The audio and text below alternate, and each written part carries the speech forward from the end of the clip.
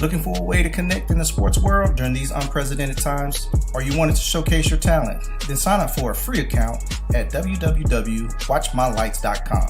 My Lights is a social media sports platform that provides all users with a free way to communicate and share sports highlight videos with anyone around the world. So whether you're a coach and want to easily recruit for your players, an athlete and want to showcase yourself, a parent, grandparent, or sports enthusiast, My Lights has you covered. Users can create a free account to share highlight videos, chat, post, and follow other users. My Lights is the new free social media sports platform the sports world has been waiting for. So go to www.watchmylights.com and get started now.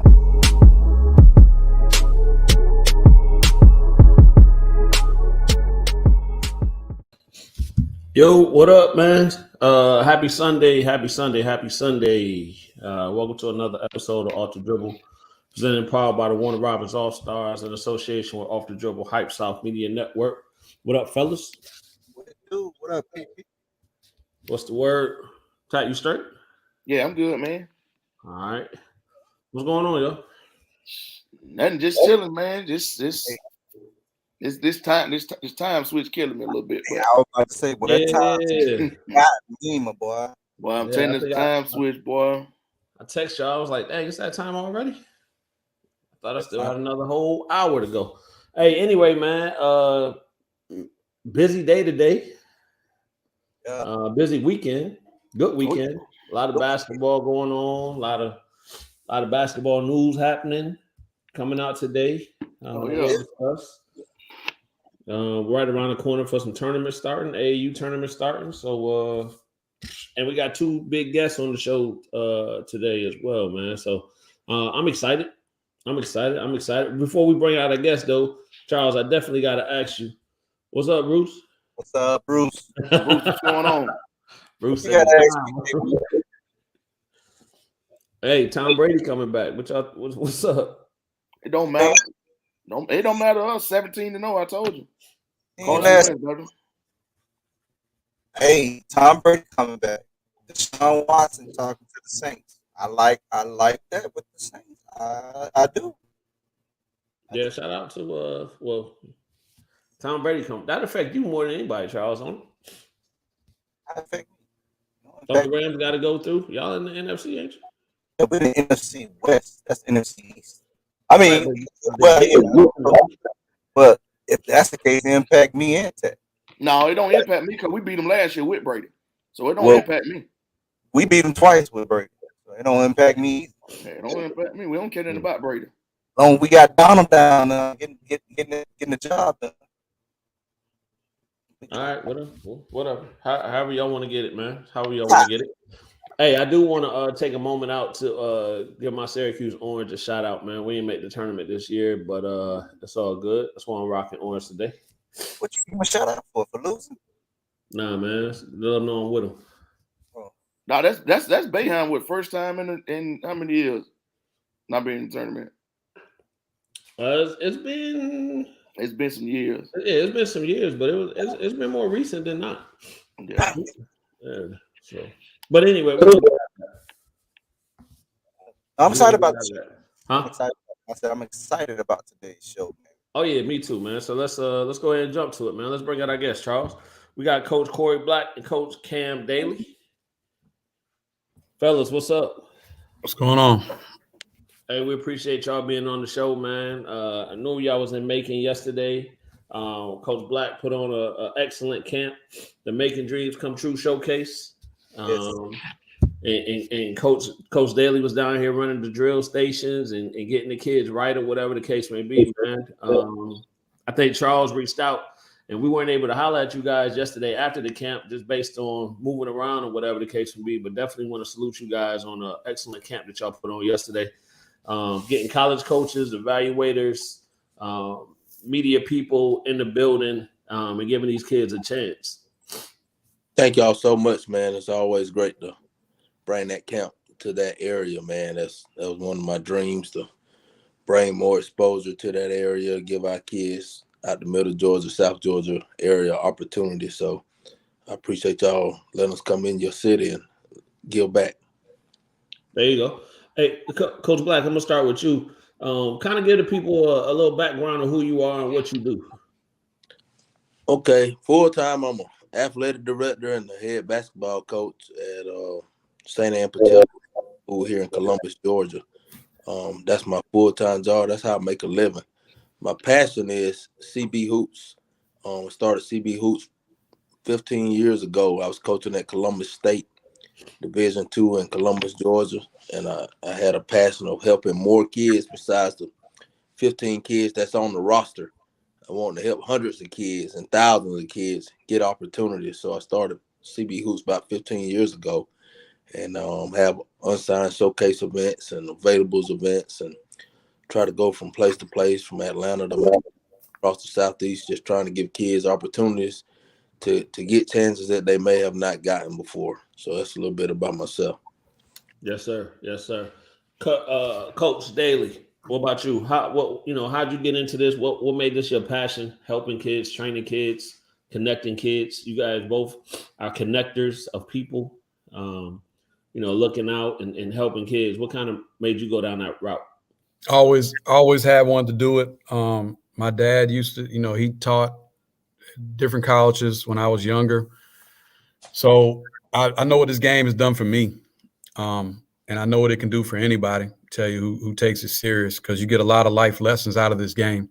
You learn how to win, you learn how to lose, you learn how to communicate with others. And those type of qualities can get you anywhere in life, whether you want to play professional basketball or you want to, own your own company. You just want to be a person in the workforce. So my thing is that, and like one of the main reasons why I hooked up with Corry Black is because, his biggest thing, what does he say? D-free.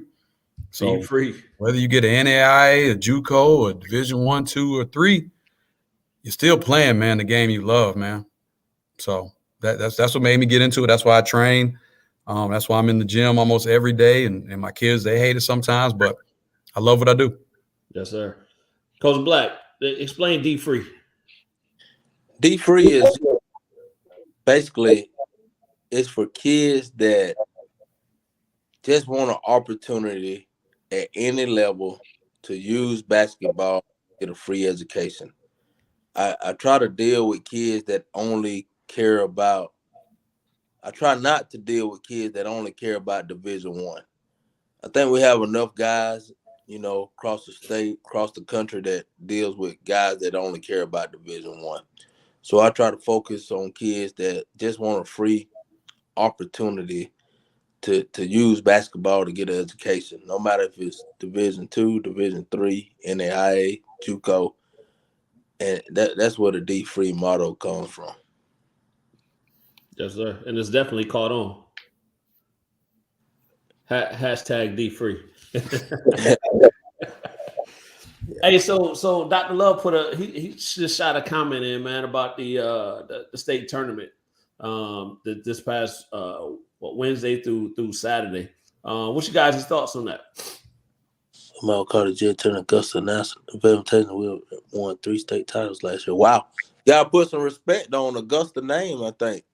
I think the whole state need to put some respect on Augusta. They got really good basketball in Augusta, and they going out there and they proving it every year. Got to put some respect on some of these other cities. Got Augusta that won the state championship. Team out of Columbus won a state championship. Mm-hmm. Team out of South Georgia played for a state championship. So that's another thing that I like about what I do is we try to bring, awareness to other teams outside of Atlanta. We do have a couple players outside of Atlanta that can play. And it's up to us and everybody like on this podcast to bring that awareness to some of these kids that may not get the attention that they deserve. All right, cool. Cam, what's your thoughts on that? I mean, let's be real. The whole state as a whole is, basketball is doing well and thriving in Georgia, period. I respect it all. Like I tell people, man, you can go down to Valdosta. Remember, Tiff County was a killer. And if we really want to be real, like in the early 90s, this for the people who probably ain't from Georgia, just down here, and they claiming Georgia basketball. Albany was the hotbed. Yeah, a lot of coaches went to Albany first, and then they fanned out to Atlanta because of the Dontonia Winfields, the Melvin Drakes, the Mike Sproles, the Quint Petersons. And these are guys I played with when I went to JUCO. And, we highly respected that Albany area. And Augusta's taking it back. They got great coaching. Darren is a great coach at Grovetown. They do the stuff the same way we do. And, I think sometimes we get caught up in the Atlanta area because we got a lot of kids, a lot of coaches. And, man, you can go anywhere in Atlanta. But they coach just the same way in Macon, Augusta, Savannah, Columbus. So you can go somewhere and, you coming back on that bus, like, what happened? We got to respect them all. Oh, yeah. How do you think that narrative shift? As far as not respecting anybody else in the state? Yeah, outside of the metro area. We got a lot of kids. Black and I have had this conversation before that, like a lot of our kids get ranked. We got more of the sports announcers, the basketball gurus, the self-proclaimed gurus. So a lot of these people are tweeting a lot about kids in the metro Atlanta area. And you can go almost any block in Atlanta and find a kid. But I think what happens sometimes is these kids from these smaller cities, they're seeing that and they're hungry. Mm. And I respect the kid who has no stars and comes in the gym and busts a 5-star butt. But then some of these kids look at these rankings and Twitter and everything, and they get fearful. But I've never seen a ranking get a guy a check. Right. Yeah, that's real. What's up, Miss Deborah? Hey, Miss Deborah. she back with us. Hey, so we were, of course, man, we got to talk about this, and we were kind of talking about it before the show, but the news dropped that Mike White from Florida is taking over at UGA. What's you guys' thoughts on that? I'll let Black go first. Congrats, Mike White. Honestly, I hope he's bringing Kawasa Reeves with him. I'd love to see him in red and black. Now that's just a little selfish thought right there. But I hope he sitting down there call Kawasa already and say, I want to bring your son with me. Right. But I don't know, man. That's a tough one for UGA. I thought they probably would have went out there and probably got a little different type coach and a little bigger name, maybe somebody that I think would have. I don't know. It's hard to tell, but that guy make a lot of money being the AD at Georgia. I guess we just got to trust him on this one. There you go. Yeah, I know a couple of those guys on the staff, and hopefully they hit the ground running here, and get all over the state, which they have done. Getting the guy from Macon down there, and he did a great job as a freshman at Florida. And it's all about the relationships. A lot of times here in Georgia. In other states too, I can't speak on any other states, but I know, it's a relationship. So, like another thing I piggyback off of Black, don't just call me when you need something, Right. Still be in my gym. But then also, like I tell a lot of people, and I say to myself sometimes too, don't just call a coach and you think you got a kid and then, you need to offer my kid. Ask about that coach's family, check in with them, go to a game and just see it, go to a practice. Because a lot of times, a lot of people say, hey, I got a kid who can play for you, but you ain't never been to a practice. How you know you can play for me? How you know what I run? How you know who I got as a position? So right. much luck to them. There you go. Hey, what's the what's the biggest misconception? It's two-part, I guess, for kids trying to get to the next level. So their immediate next level will be college, as well as parents trying to help their kids get to the next level. Well, I think our kids over the last 2 days, I done watched over 200 kids play. I don't think they really understand what's going on right now. Like, I told coaches today and yesterday at Chris Watkins' event today, my event yesterday. Shout out to Chris Watkins. He had his the Southern Hoops Report camp today, correct? Yeah. Did a really great job, a really good amount of coaching there. Respect Chris.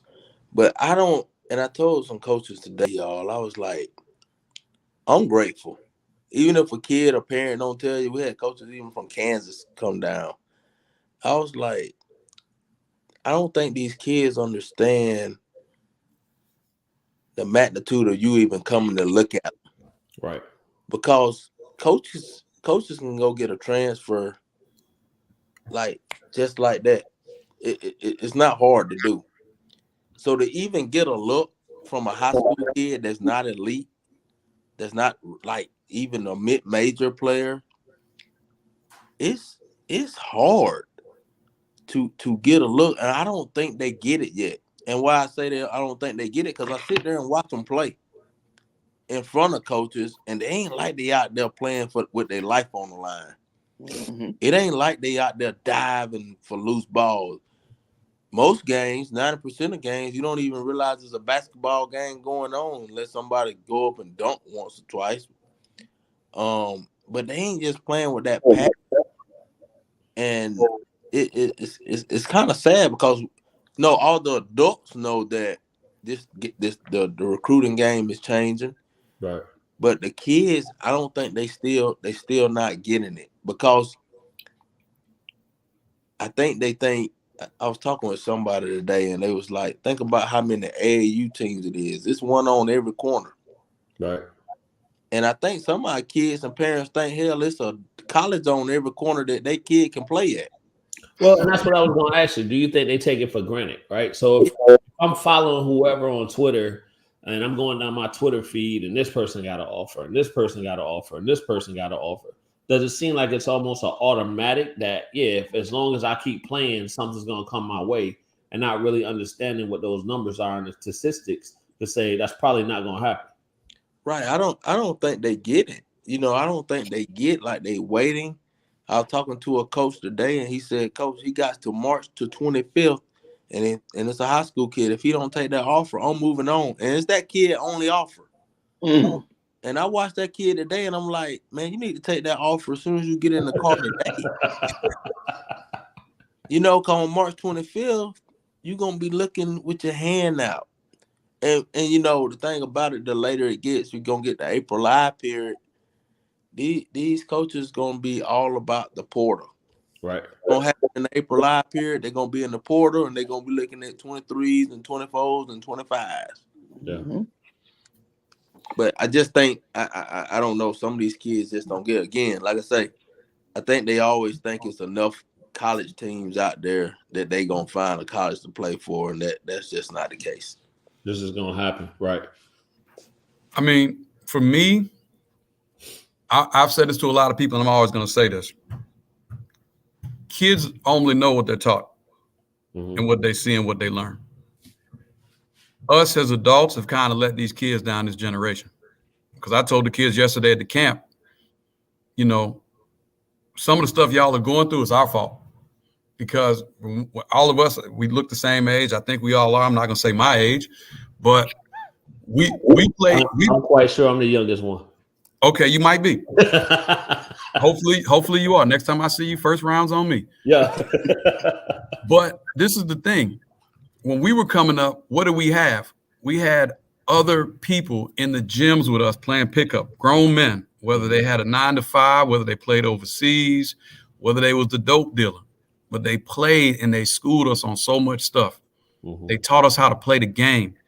If you lose, you might not play again for 2 hours. Right. But you're going to be at that park or in that gym sitting there waiting because, man, I'm ready to hoop. I got to hoop and I got to show something. If you go to any gym now or any park, do you see grown-ups out there playing with these kids? No. Do you see kids out there playing? No. Because we let this generation down. And I'm with Black too, because there are so many parents and adults who are trying to live their dreams through these kids and are trying to tell them where to go or who should offer them or don't go here because, such and such had a bad thing there at this school. Man, you don't know what an experience I may have that Coach Black may not have at this university. I make it my choice. And like he said, a lot of these kids, they don't play like their life is on the line. They don't know how to play like that. I was just going to say that it seems like they don't know how to. But, because you're playing on some of these high school teams and there are a baseball player and 2 other football dudes out there with you. So then when you start playing AAU, if you don't like what's going on, you go to the next AAU organization to play. If you don't like what they have going on, you go to the next organization to play. And it just becomes a cycle that you look up and you're 22 and you've been at four colleges or 5 universities and you're trying to figure out what happened. Now, that's not everybody's story, because I know a couple people are probably going to text me or call me and say, hey, why are you talking about my kid? I'm not talking about anybody's kid. I'm just talking, period.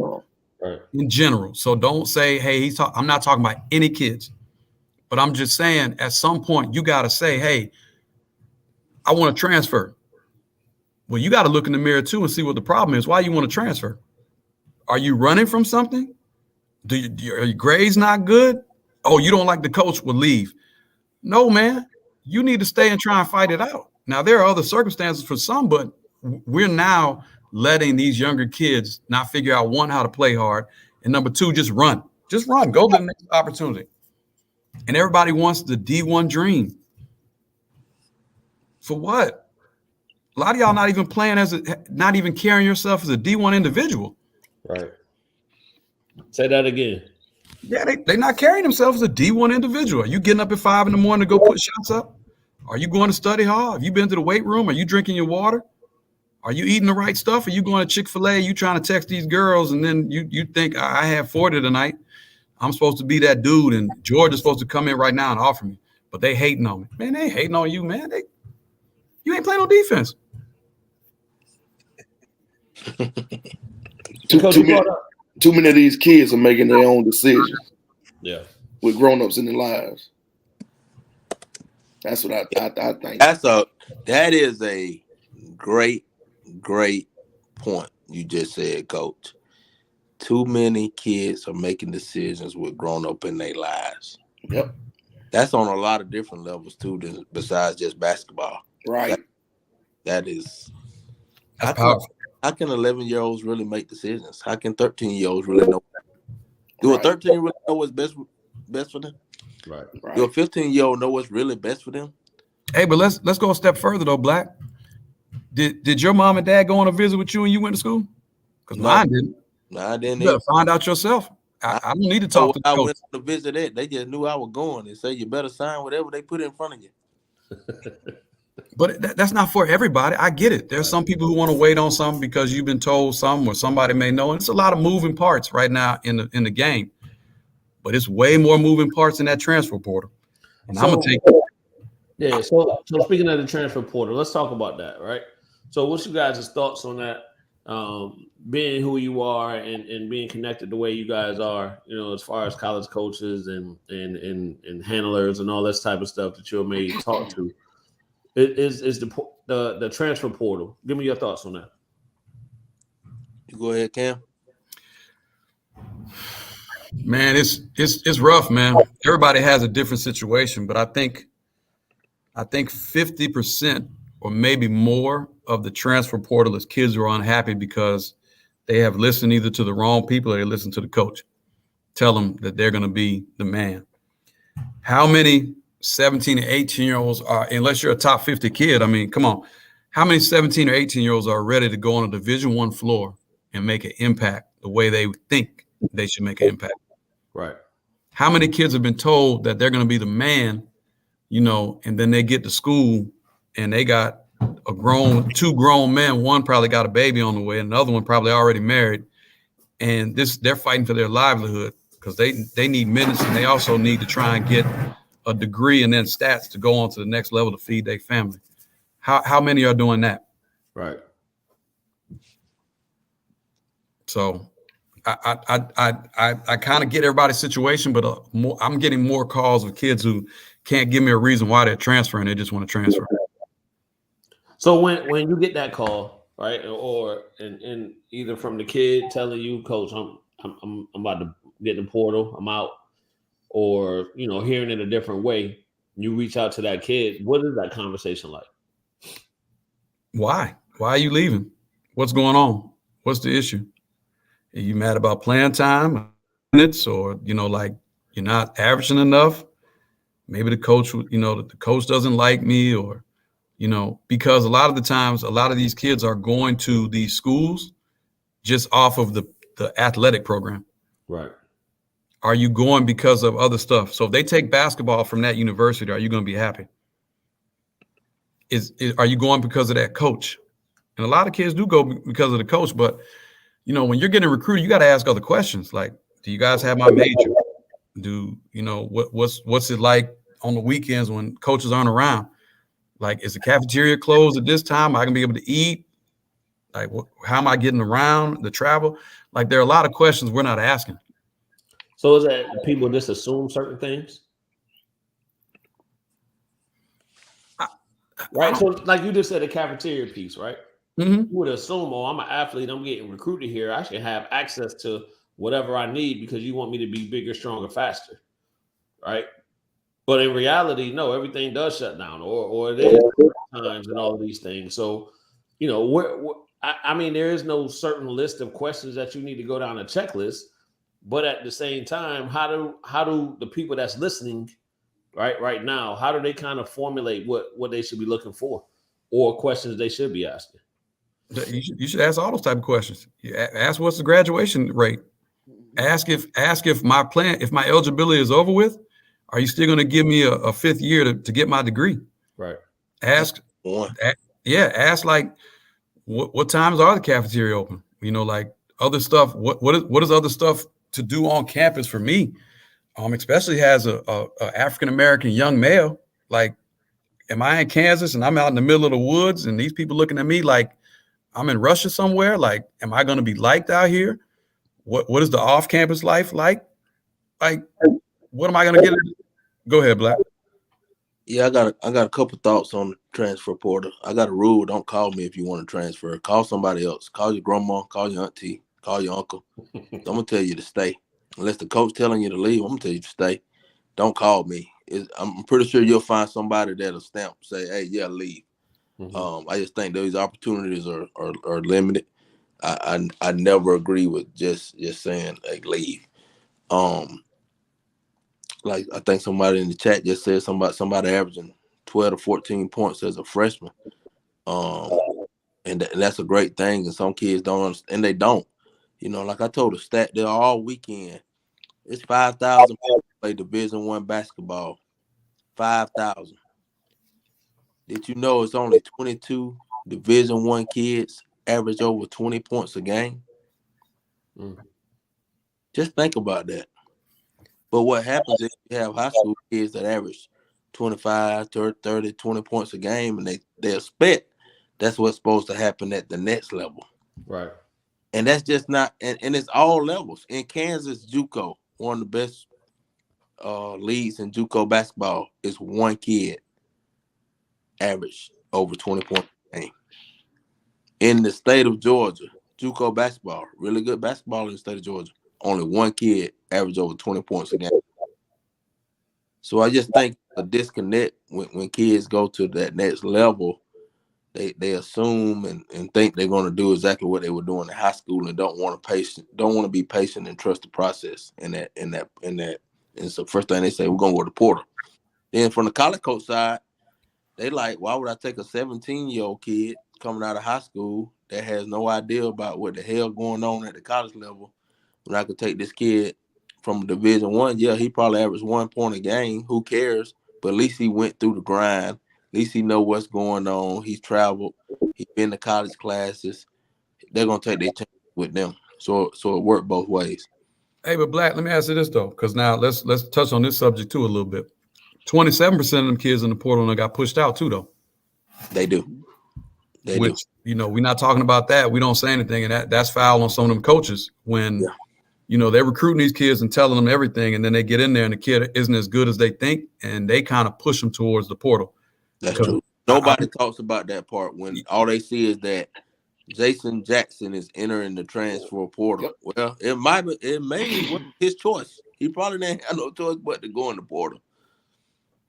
Yeah, so I mean, that's rough on. That's 27% of it, but the other ones are people who are unhappy. Yeah, I think a lot of that is trickling down to these even these middle school kids too. Or these middle school parents. They're real good in rec league. They're real good in middle school, and they think they can come into a high school program and start day one. Yeah. And if they don't like it, then they transfer to another high school. Yeah. Which started in AAU. Yeah. Yeah. Because you can just go from AAU team to AAU team, then you get to middle school, you go to middle school, high school to high school, then go college to college. Then the reality is, guess what? You're going to try to go job to job when you get grown. Mm-hmm. Right. I mean, and you know, we a lot of times we try and blame AAU for stuff and everything, and we get it. I mean, everybody does, and I'm not blaming AAU because at the end of the day, all coaches want to win, right? So a kid jumping ship to another place, just like he jumping ship in high school. I mean, you looking like, hey, he's a great addition to my program, so I'm gonna take him. But also in that same sense, the high school, the middle school, the AAU program, even me as a trainer, like who's gonna pull this kid to the side and finally tell him, hey man, you got to stay at one spot and you got to figure it out. That's why I come back to us as adults are not holding anybody accountable. I hear those kids overtime. Oh, wait, y'all getting into that question? Hold on. Yeah, we'll get in there in a minute. And I touched on that was it last week? We were talking about that last week. Well, y'all, they bring them questions on y'all show. Yeah. But I hold them jokers accountable.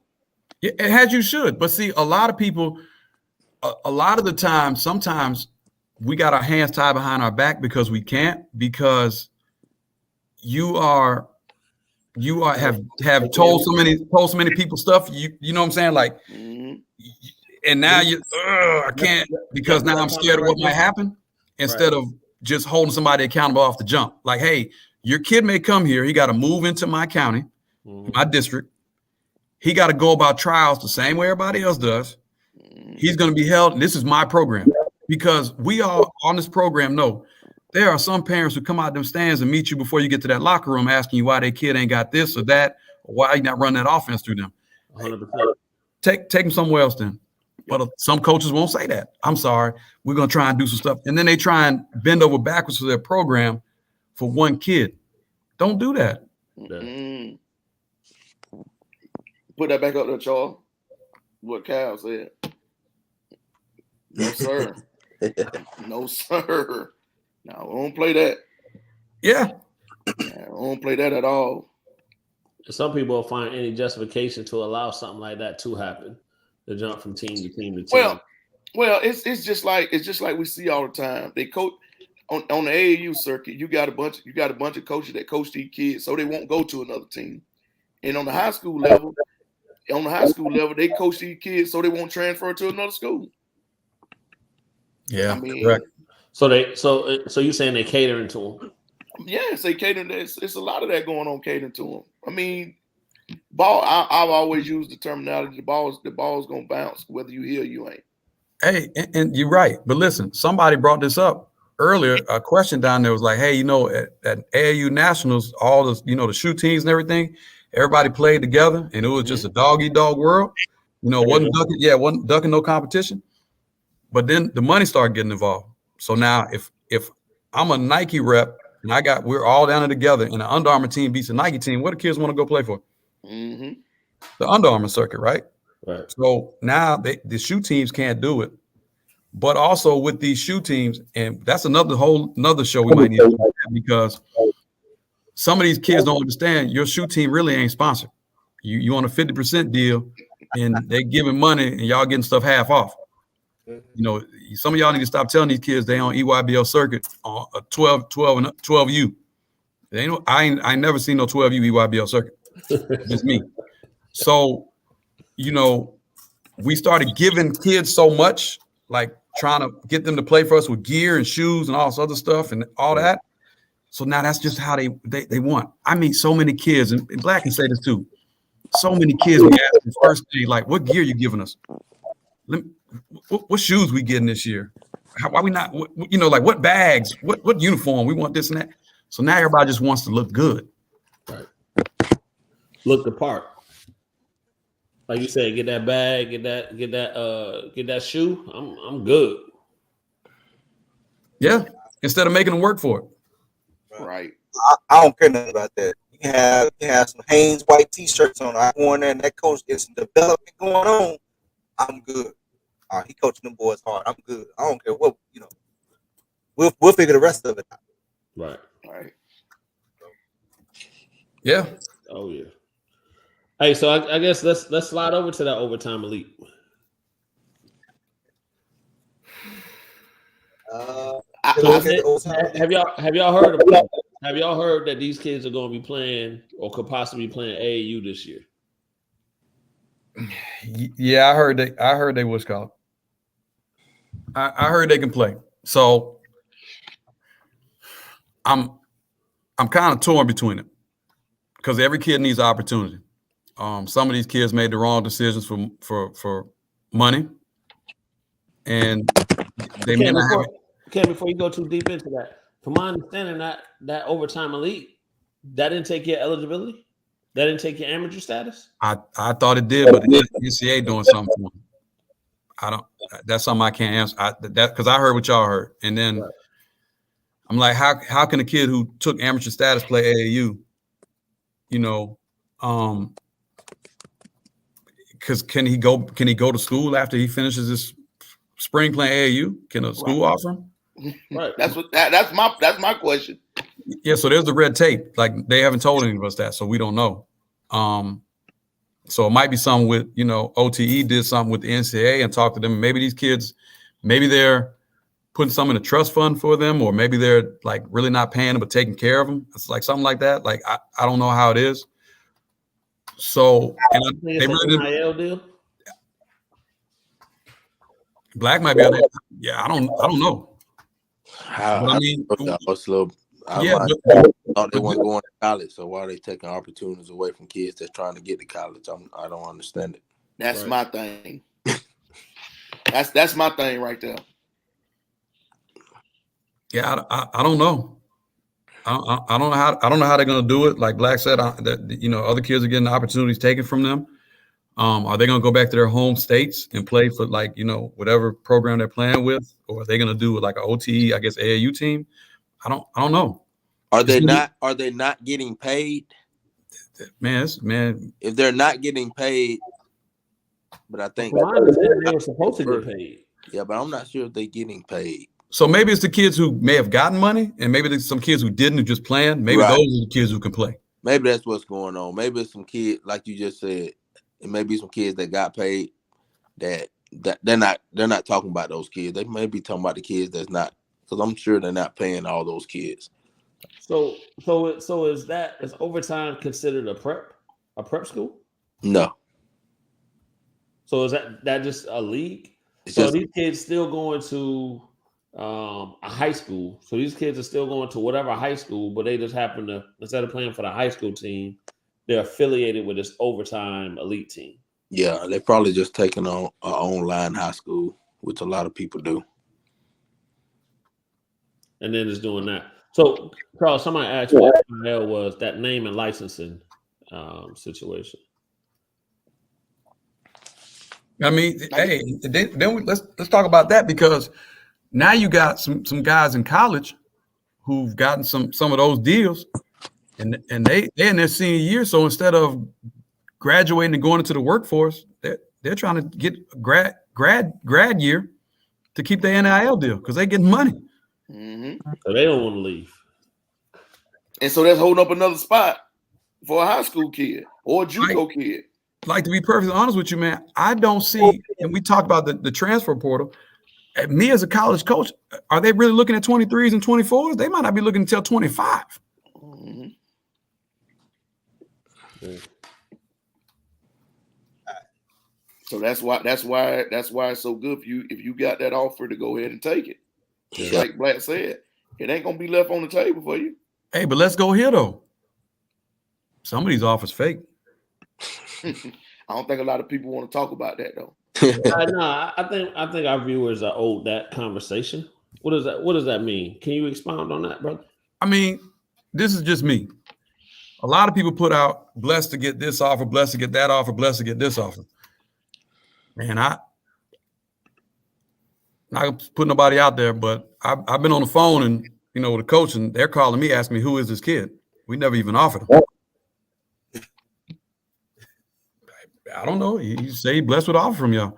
And kids, you got to understand, like when you do get a phone call or you get a letter to your school or like now you're not getting letters. We got letters, but you're getting a phone call or a text. They're inquiring.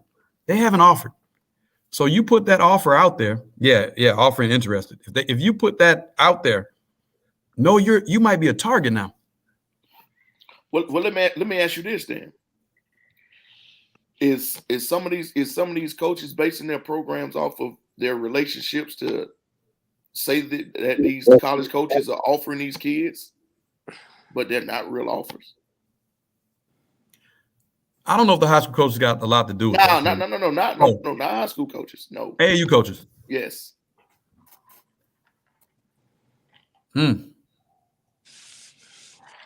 Maybe I don't step into that realm anymore. I did AAU for a little bit, and I just got out of it because, just like I got out of high school coaching, because there's so many other factors, man, that just made me get gray real quick.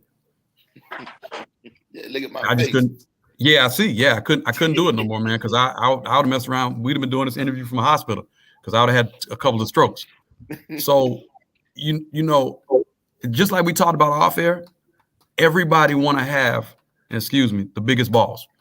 We're all fighting over being the king of everything. Why do we fight over that? Does the king get you another pair of Nike shoes from your organization? Does the king get you $5 more in your pocket? It doesn't. Teach these kids how to play the game the right way. Teach these kids how to win and lose. Teach these kids how to take adversity. If you do them things right there, man, you're all right. In my book, I respect you as a coach. But if you're not teaching some of the stuff, because you can go to a 10U AAU game and you got that team that presses the whole game and they're playing a team that can't even get the ball across half court, but you're still pressing up 50. What are you teaching your kids and what are you helping out with that other team, man? Show some respect and get back, man. You're winning by 50, man. They're not going to come back, but you're continuing to press. We're not teaching nothing. You're not teaching defensive principles to these 10-year-old kids because now they don't know help side. They don't know I got to take this charge. They just know pressing, trying to get a steal. We as adults are letting these kids down, man. And y'all can text me, tweet me, whatever. We as adults are letting these kids down. So, So Cam, so here's the question then, right? So what's the difference between a coach thinking I gotta win by 50 because this is gonna get my team exposed, whereas if it's a close game, somebody may question my coaching thing, right? So it becomes not about the kids anymore, and it becomes about you as a coach. Hey, is Baylor coming in looking at you as a 10U coach and they're going to offer you an assistant coaching spot? Georgia, Mike White must be calling some of these dudes, Black, telling them you won that 10U tournament up at Swanee, so now I'm going to give you a contract. You the best AAU coach I know. Come on, dog. It's just like this, man. See, now I'm about to get in my bag because some of y'all got these coaches who call you when you got players and they your mans. Man, I know such and such. He my mans. Dog, you ain't got no players, they ain't calling you. Right. Your man is the dude who still checks on you. Because, see, coaches still call Black, whether Black got a play or not, because they knows Black is a good dude. And Black is going to give me the real spill on a kid, no matter whether it's his kid or another kid. And I'm not going to hate on a kid. Yeah. But what I'm going to do for a college coach is I'm going to tell him the truth. If this kid can't shoot the ball, hey, when he asks me, I can't say, yeah, he shoots the tar off the ball. Because guess what? That coach offers that kid goes there and he can't hit the side of a barn. Who they calling? Right. Me. Is that going to help the next kid or is that going to help my son get an offer? Because they're not going to take my word for it anymore. Right. Have some integrity out here. Have some balls. Tell the truth. You may want Kentucky to come in and offer your kid, but you know he ain't Kentucky material. Right. Hey, son, we can't take this Kentucky offer. I don't want you to go there and call me in 24 hours and say I picked the wrong school. Go somewhere you're going to play. Go somewhere where you're going to be happy. And the last I looked at, all these papers they give you was got a degree, because all of us get the same paper with a degree, right? Mm-hmm. That business don't look at, because he got a North Carolina degree over a Voorhees degree, I got to take him. He interviewed well. They both got a degree. Oh, yeah. Coach Black, how important is relationships in this game from your level? It's everything. It's everything. It makes the difference. You got kids, it's it's everything really. It's the relationship. You know, you can send somebody could send an email to a coach, for example, never get a response. That coach don't know him. I can send an email, or Cam can send an email. You guys email too. Y'all got this thing rolling. They'll respond.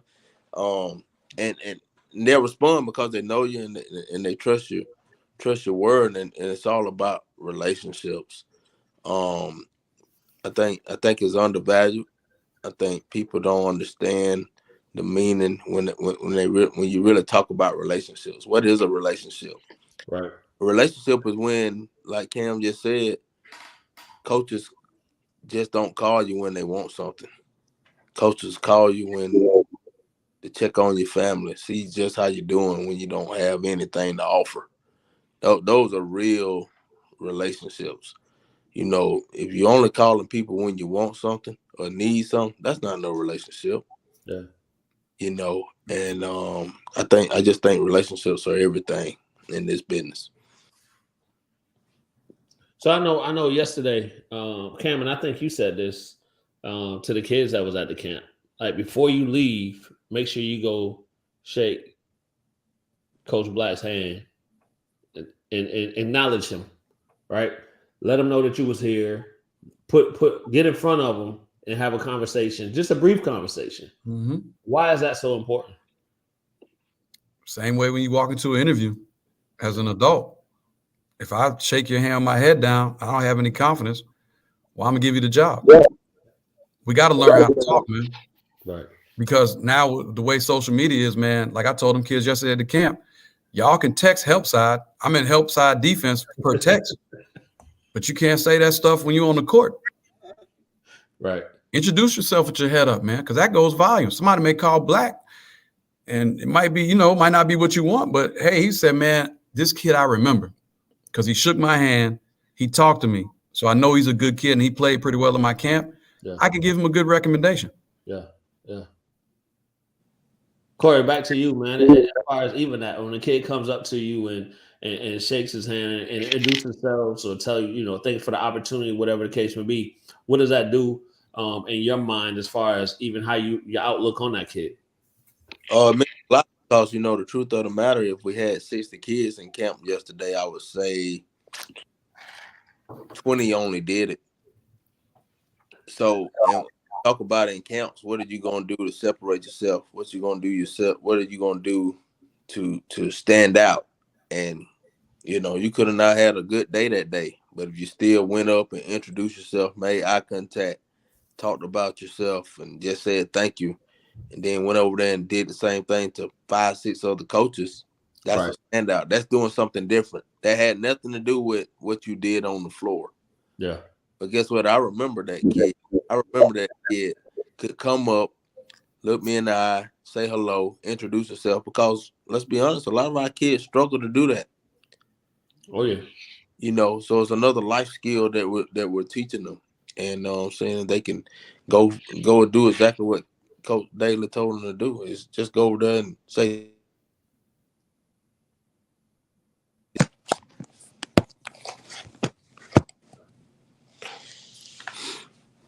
Yeah. So did I lose y'all? I'm still there. Yeah, you still there. Did I lose y'all? No, we hear you, Black. Yeah, we hear you. You can hear us? Should be good. You hear us? He'll probably come back. Yeah, he'll come back. We'll get him back. So Cam, again, man, back to you, bro. Like, your passion for this thing is. So I've been at a few camps where you've been the lead trainer, right, doing the skill stuff. The passion, man, the passion that you do it with, the energy that you do it with, trying to get these kids motivated. Of course, we know you train. Why is training? So I guess 2 parts, right? Okay. So now, right? So I tell people all the time, if I'm a trainer and your kid come to me and he can't walk in a straight line and dribble, and after 8 weeks, I can get him to walk in a line and dribble straight. Know what it's going. That parent or whatever is going to be like, oh, this guy's the best trainer in the world, right? So Mhm. we're not going to be naive and say that that's not the new hustle that's out here. It is. And I'm not going to ask you to separate yourself from anybody else because I know what you do and I've seen it firsthand. But what can people do to make sure they're in the right situation as far as the trainer goes? First off, I think everybody who's out here training, the same thing I said about anybody else. I highly respect you. And I know some of y'all talk all this noise about me. I'm fine with that. I'll never say anything bad about you, because what I tell parents, first off, whoever you go with, if you don't stick with that person for 6 to 8 months, it's like putting used parts in a car. So I got a BMW frame. I put some Mercedes stuff in. I put some Toyota chairs in it. I put a Honda Accord steering wheel on it, and whatever else going on, that car is going to be terrible. You got to give these people a chance. Right. Now, because it is the new hustle, and I'm a trainer, it is the new hustle. Guys are cutting each other in the back to get kids. And guys are trying to say, hey, I got this guy, I had that guy. But you know what? When you got this 5-star dude or this college dude who playing high level or this pro dude, man, you're just helping them fine tune their car. When you can take a 6, 7, 8, 9, 10, 11, or 12-year-old and really build their game and see them build, I respect you way more. That's why I stay where I'm at out here in Alpharetta, and I kind of stay out the way, and I'm not trying to fight for the top 10 dudes in Atlanta to try and get them in my gym and say I trained them, because in all actuality, I didn't. I'm just helping them fine tune their stuff. Yeah. That's it. I'm showing them some stuff. I'm helping them maybe put, for the pro guys, maybe 5 or 10 more years on their career with something they might be able to do. A college guy, a new move he may not see, but I also watch a lot of film. But I don't toot my own horn. I don't try and say I'm the best, because I'm not. I'm still learning. But one thing I do as a trainer, man, I watch everybody. I watch other trainers. I watch college games. I watch the WNBA. I watch high school games, because if I'm going to train you or train any kid, I got to see it all. Right. But that's why I do it with a passion, because the people who train me and the people who put me in this driver's seat had so much passion. Yeah. So you mean to tell me you don't you don't take all the credit for somebody's success? No, I'm not gonna try, because so when I was at Douglas County High School, we had Brandon Robinson. Now, one time did I say Brandon Robinson was my kid? Now, one time did I say I taught Brandon Robinson how to shoot the ball? Right. No, I didn't. His dad, Frank, did a lot of stuff with Brandon. Yeah. I rebounded for Brandon in the gym, showed him here something. We broke over some film, but he was never my kid. He trained with Mark. He trained with a lot of other guys. Like, you know what I'm saying? Like, it's a cycle here, and it's a cycle with training where, kids will come to you, but you may push them, or you may not do something that parents sees, like they think can translate or whatever. And then they go to the next trainer, and then they go to the next trainer, and they go to the next trainer, and they go to the next trainer. And then all of a sudden, about a year later, they're back with you. We should have stayed with you from the jump. That's why I say, give these dudes 6 to 8 months. You just got to. What development pieces should they be looking for? As in, should they come up with a game plan with their trainer to say, hey, this is where I'm trying to get them to, depending on the age or skill level, right? This is where we're trying to get to, and then kind of go down that path, or what school? Yeah, you got it. You got to figure it out, but it got to start with the fundamental stuff. Right. You got to learn how to shoot the ball. You got to learn how to dribble. You got to see some in-game situations where I need to do this move. I know how to do that. Because we've all seen it. Kids dribble down the court on a fast break by themselves, and they Euro step. Mm-hmm. Yeah, you Euro stepping for? You got a straight line drive to the hole, lay the ball up. You know what I'm saying? So like now it's trying to be all the prettiness, and a lot of guys are trying to teach like these 75 different combo moves. Right. Me personally, and Black will tell you this: parents walking the gym with me for the first time, getting ready to train. The first thing I tell them is, "Hey, listen, I'm a boring trainer. We're not going to do a whole lot of fancy moves. Like, I can do all that, but I don't do that because that don't translate. And if you don't like that, go to the next person. I don't fault you. Yeah. But if you want to get trained and see some game situations and see some stuff going on, come to me. I got you. Repetition. Yeah.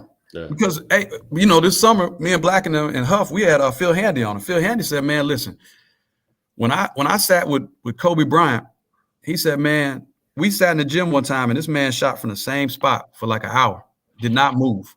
And Phil Handy said, man, why are we doing this, man? Let's move on to the next thing. He said, no, it's about reps. And this is why I get some of these game shots at. So Right. I'm going to shoot right here until I get it wrong. Yeah. Yeah. One more time until you get it what? Wrong. Coach Black, as you being an evaluator, right, and hosting these camps and these showcases or whatever the case may be, and kind of what Cam just said as far as, you know, you got somebody that's doing a Euro step on a breakaway layup, right, and you see that, and well, you know, twofold, both of y'all, and y'all see that, knowing that the college level, knowing what college coaches are looking for, and all of those things. What's the first thing to go in your head when you see something along those lines? I just call them out on it. You know, right there at that moment, I just call them out on it. And like, just tell them, what are you doing? Yeah. You know, because especially in these camp settings, man, I never want them to start looking bad because they start hurting themselves. Right. And sometimes these kids get caught up in the moment that they think they just out there hooping and people not watching them. Yeah. And the whole time they getting evaluated. So I'll just call them out on them. I stop them and I sub them out before I let them start looking bad. Yeah, yeah. And I think along with that, man, I think it's, you know, it's definitely a thing as far as playing the right way at a camp, right? So yeah, No question. it's the right way of playing basketball, but then there's also a right way to play at a camp. Mm-hmm. And you get some kids that think, okay, because I'm the leading scorer on this team, all eyes is on me. Whereas you didn't, you know, kick the ball ahead when you had somebody open, or you weren't playing any defense and leaking out every time. Yeah, that's a real thing. I mean, look, there was a kid who set himself apart, and this is just a kid I looked at, and there were a lot of great kids at the camp yesterday. Right. But the kid Nicholas Davis from Charles Drew, real quiet, introduced himself to some people, was banging down there in the paint, was hitting jump shots, and took his team to the championship game. Now, they lost. I've seen the kid like once or twice. He probably does the same thing for his team, right? Right. He didn't try and shoot a whole lot. He rebounded. He played the right way. So, like, when you're at a camp, like you're at a camp, and I'm the leading scorer on my team, but I don't have any offers. So why are you going to go into the camp and try and go for 30 again? Why you don't try and facilitate now? Why you don't try and show them something different where I can play defense, I dive for loose balls, I talk? Because if you do that, then the coach sees something different. Like, wow, okay, I knew he could score. Now I know he can do this. Wow, okay. Let me give him a serious look. Instead of, man, I saw him put up 30 last night, and now he shot 60 times in his camp. That's all he can do. Right. Hold on. So you mean that stuff stands out? Man, I told the kids last night, man. Listen, man, I went to junior college, and the first 4 weeks I was at junior college at Okaloosa Walton, man, was hell for me because I was the dude on my team in high school. I was a highly respected guard in the state of Georgia, and I go down here to the JUCO and I can't even get on the floor, and I'm mad. I'm mad because I think I'm better than the point guard ahead of me. But you know, the dude was a sophomore. He pulled me to the side and he said, "Hey, Cam, you know, all you want to do is shoot and try and break down the defense and play with the ball at half court." He said, "Man, you know why I'm beating you in practice and I'm going to start? It's because I'm doing what coach needs me to do. Right. Facilitate the team and be a coach on the floor." Yeah. And he said, "If you want to get on the floor, man, you better learn how to play defense because that's the only way you're getting my spot." Where I started playing a little bit because I played defense. And to let y'all know, in high school, my coach used to put me on the center. If he can't move and don't post up, Cam, you going to guard the center because we ain't got nothing to worry about. Works for me. Hey, was that strategy or was that? Hey, whoever the coach, let's look at the scouting report. Who the dude averaging 1.4 points, Black? That's the dude I'm guarding. Coach, he averaged 10, Coach. He might be able to go by me, Coach. I ain't guarding that dude. No. But, you know, that's the thing, though. And like I said yesterday, like this two-way player crap that these gurus are coming up with and these Oh, yeah. Hey, talk about that. Describe a two-way player. Go ahead, Man, a two-way player, has these people say, is a guy who plays offense or a lady who plays offense and defense. When the hell did that come about? Because this ain't hockey, man. You can't score a layup and then run off the court and somebody go play defense for you.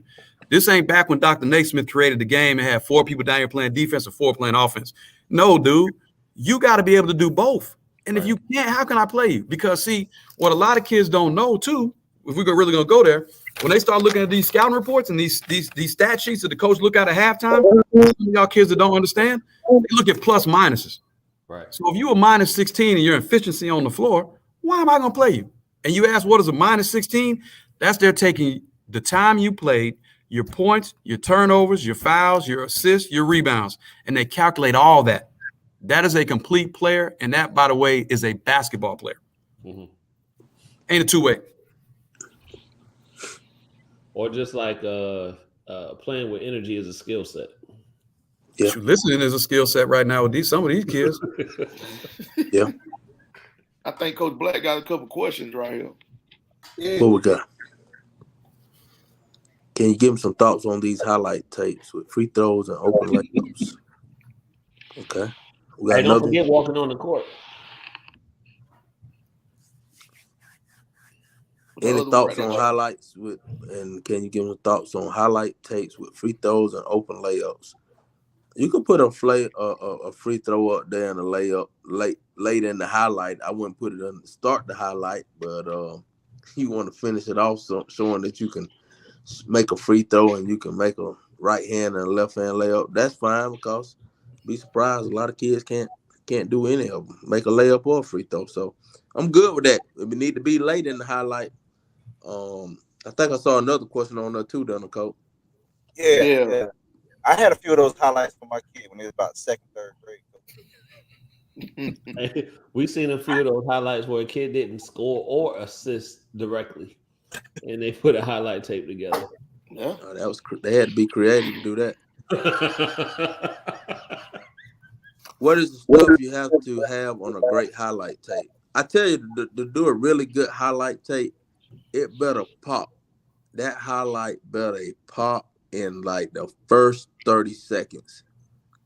If that highlight, it need to have your best 3 to 4 plays. It need your best dunk, your best move. You got 30 seconds, or that coach is gonna delete it. And you ain't talking about music either. I don't want to hear no music. Right, you talking Coaches about don't want to hear plays. music.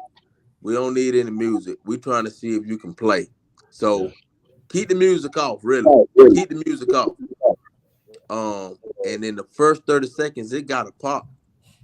A lot of people, they wait late in the highlight so they best play. Well, guess what? I already deleted that email. I already threw that one away. In the first 30 seconds, need to be, whoa.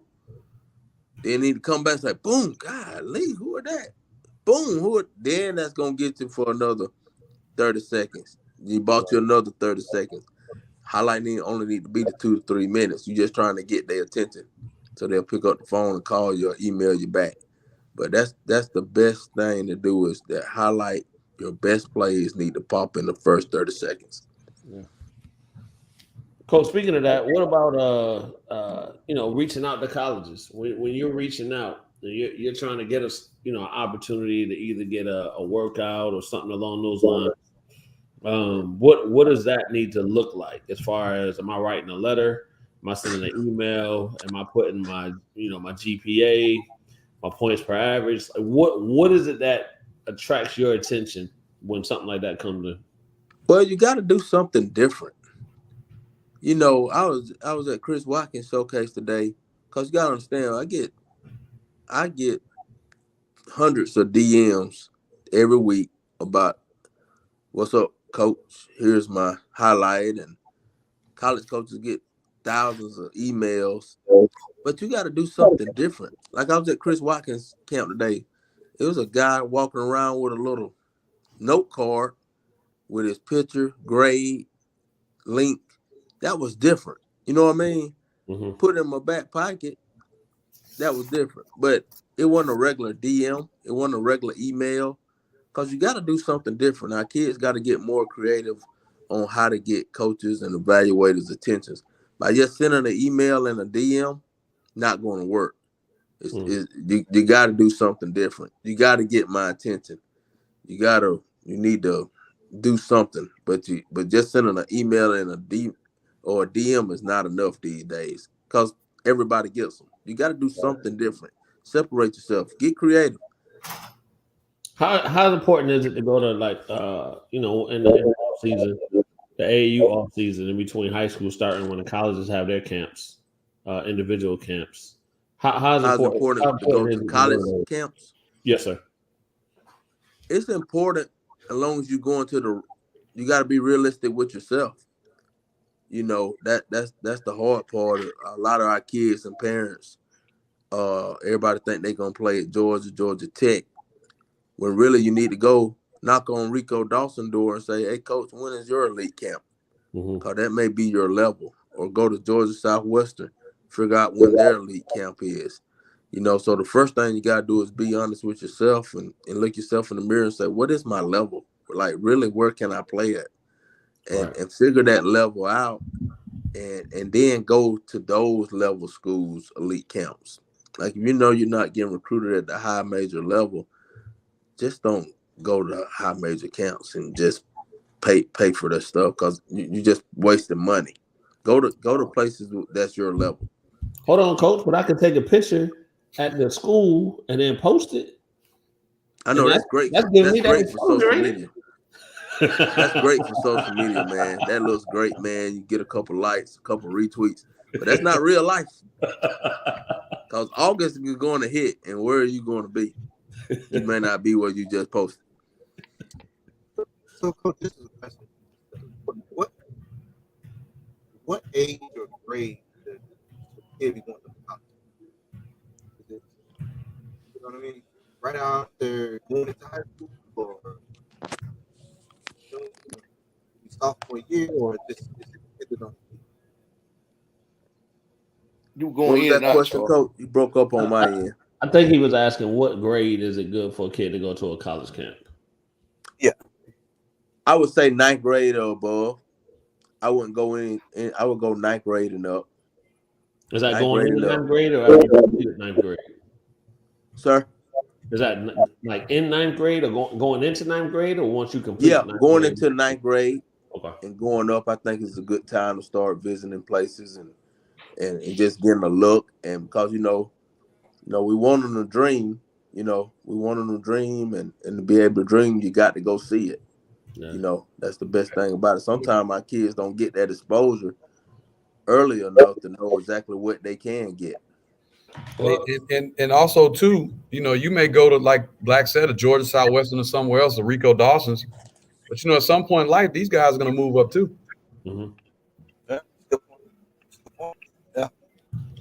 Yeah.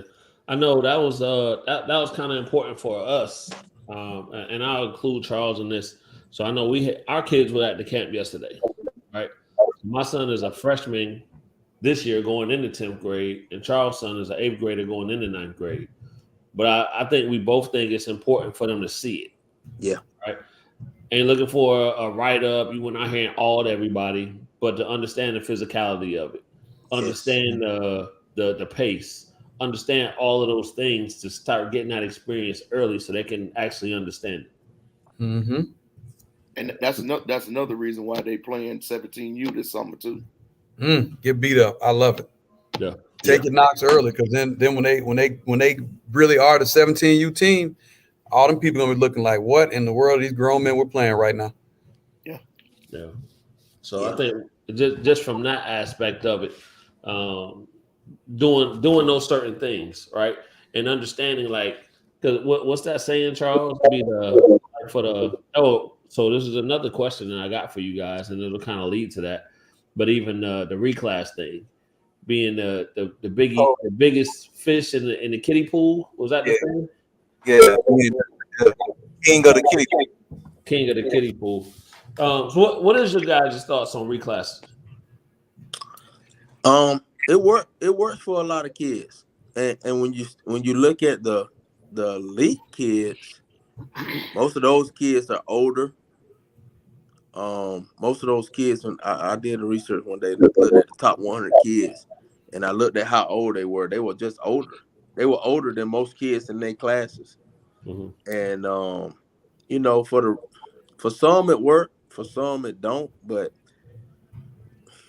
I don't know. I think everybody's different on it. I'm not against it. As long as you got a plan about it, I think it can work for you. Yeah. Yeah. Everybody's story is different. You can't take, Yeah. you can't take this kid went to my high school and he reclassed or went post grad and now he's doing this and that may not work for you, because some kids mature later. So a parent may know that, hey, my kid is, he might be there almost a little bit on the basketball side, but maybe he's a little immature, too young to go to college. Oh, Yeah. And it's about the parents, knowing their kid. Like I had a kid this year here at Pachella. He reclassed in the 8th grade, and he's like 6'4". And I was looking at first when they first brought it to me, I was like, why would you want to reclass him? Mm-hmm. But it was like mentally immature. He needs to mature. And I was like, oh, okay. Now, since he's been here, and I say, you're right. This kid wasn't not mature enough to go into high school. That's a great move, and that's really good that they did that. Yes, he could have played at the high school level right now, but that parent knew her son was not mature enough for high school, and he wasn't old. He wasn't an old 8th grade, so she said, "Let's make that decision to make him more mature." So that situation, I think, is going to work out for him. Yeah, But I mean, if we gonna keep it a G though, how many is really reclassing their kids for that reason? Oh, well. Less than 1%. Yeah. for the ones that's not, you got this transfer portal now. Is it if you're reclassing your kid for that reason? I would question, is it really worth it with the way the transfer portal is now? And what are you guys' thoughts on that? I mean, to me, it's all a phase and everything goes around, right? So remember when back in the day a little bit where they used to say like the coaches want the younger kid, and like if you reclass and they felt you were too old, because like the NBA looks at where you're at, but also your age. Mm-hmm. Because if you're 23 and I got a 19-year-old, I'm thinking about drafting, but he's right here, but I know he can get there with, the weights and everything else like that. I'm going to take that 19-year-old. But now these college coaches are figuring out that some of these younger kids are going to the pros or going to the G League. So now instead of that, in order for me to win a national title, close in the conversation, let me get an older kid. But I think that's going to come back around sooner or later to where it's going to go back to now let's start getting younger kids, because like you and we all know, in the 90s, it was the 6 foot and under point guard who everybody was trying to get, who was quick as all outdoors. Right. Now they're trying to get the 6'4" and the 6'5". They won't get these 6'3" and lower kids an opportunity because I want a bigger guard. But, it's going to come back around now where they're going to start going back to I need a smaller guard. But everybody watches the NBA. Like I tell kids, y'all watch Steph and y'all see him shoot from half court and drop his hands, but y'all don't see in the summertime when he stands underneath the goal and shoots this 1,000 times. Mm-hmm. Y'all see the finished product he putting y'all in the stands. Right. And everybody want to shoot these deep threes. Do what's going to get you on the floor and do what's going to get you playing time. Yeah. So I just think it's going to be an evolving circuit, but I think it's not going to fan out to like 2027, 2028. Right. So we got another question out here. There are a lot of pop-up post grads. How do you go about picking the right post grad for black? Whew. Man, there is a lot of post grads popping up. I found out about one yesterday I had never heard of. I guess the easy answer that everybody want to say is do your research. Well, shit, what the research at? Like, what's the research?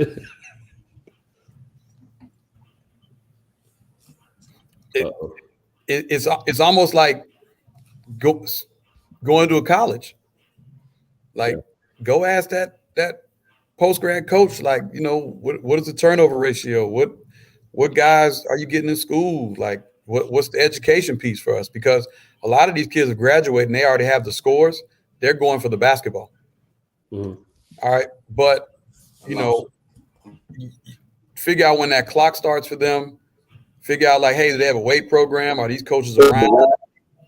What is a living? You got to ask all these questions because, we've heard a lot of these post grads, and then all of a sudden, like a while back, where they had all them kids living in a 1-bedroom apartment and eating rice. Yeah,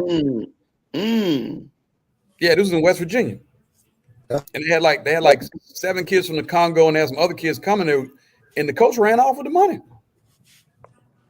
Golly, man. Is that like that one football team? What was that football team? They said they was a high school team or something.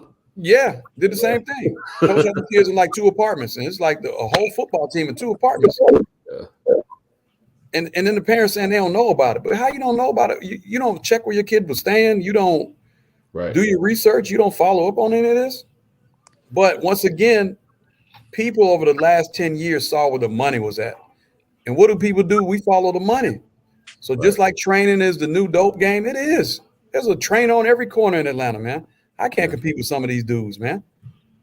So they here too. Yeah, see, they all over the place. You know what I'm saying? On every corner. And we're fighting over scraps. Why we got to fight? No.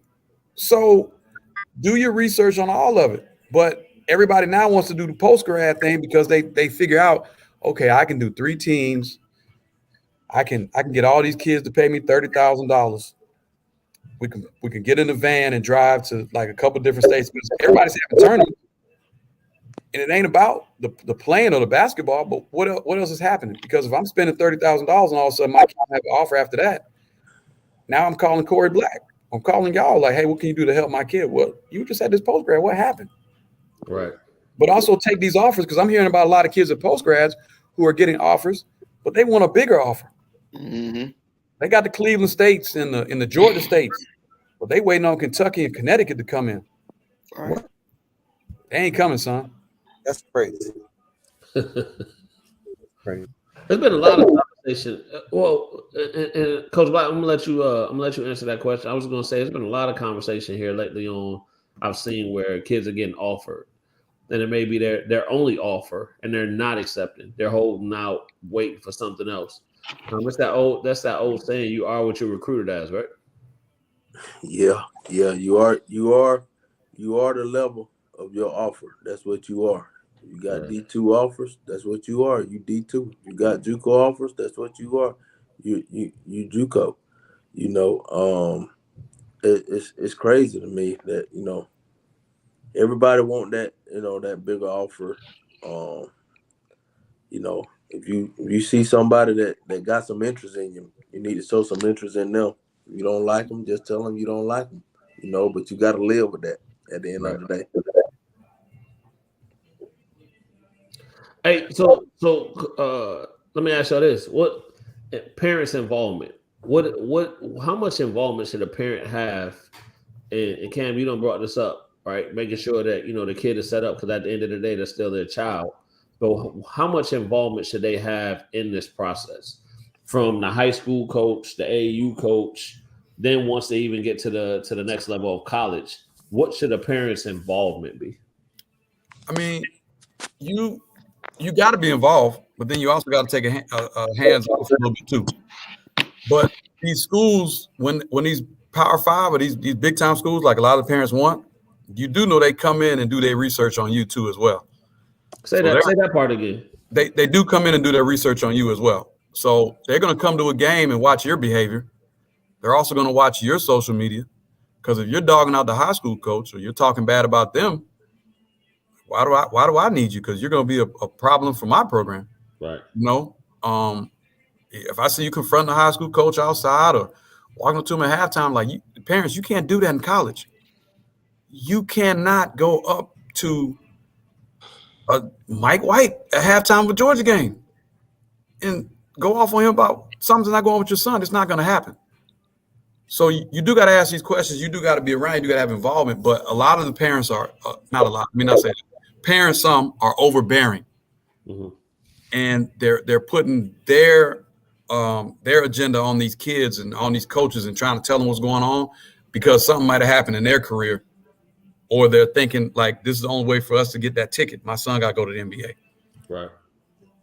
Be real with yourself. Yeah. And at least know what you're talking about if you're gonna go talk to a coach, huh? And a couple other parent tips. Hey, don't coach from the crowd. That's not good. Don't coach from the crowd. Hey, don't verbally abuse the referees. Hey, I tell you another thing. Don't talk crap about your kids' coaches or their teammates. You know, I tell another one. Hey, don't keep stats. You know, you got bookkeepers. Just be a fan, not a fanatic. You know what I mean? Just be a fan. And another thing is, hey, your kid just had a game. They might have lost, man. Corry Black might have went off on him in the locker room. The assistant coach might have grabbed him and said something to him in his ear, like So it's a lot of adrenaline. And then he get in the car and hear all the stuff from you. Just tell him, hey, I enjoy watching you play and I love you. And ride down the road. Hey, you want to go get something to eat? We ain't got to talk. Don't talk basketball with these kids, especially after these games are over with. And you're killing more of a demeanor of a kid and the coaching staff in the program when you talk about the other kids, you talk about the coaching, because that comes in that kid's ear at that dinner table, and that becomes the first part of cancer for that program is your son. Or you talking to other parents in the stand like, oh, Corry Black, he can't coach. We need to go somewhere else, girl. I swear. He ain't SHIT. You know what I'm saying? Oh, man, I could coach better than Corry Black. But I'm going to tell you this. A lot of y'all couch coaches, men and women, if a Corry Black sits down and lets you come out there and be that head coach, you're going to freeze up. Yep. Because Corry Black doesn't come to your job. Whatever you do, if you sell cars, Corry Black don't come stand behind you while you trying to sell a car to somebody, yelling at you, telling you doing it the wrong way. Because Corry Black don't know how to sell cars. Right. Corry Black know how to coach and get kids in school. Yeah. Let him do his job. You do yours. Yeah. Coach Black, tell us, I'm sure you're going to have some of those conversations with some parents. Tell us about that. Well, no specifics, no names.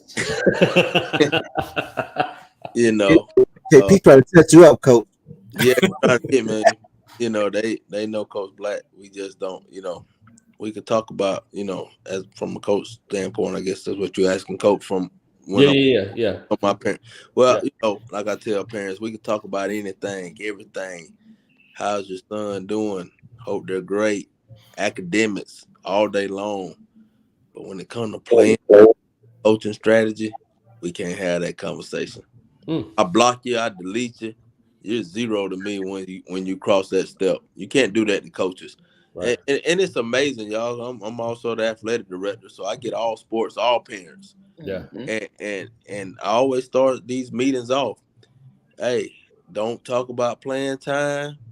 Don't talk about coaching strategies. Those means you don't last long after that because there ain't nothing else they want to talk about. Right. No, and at the same time, it's amazing to me as parents.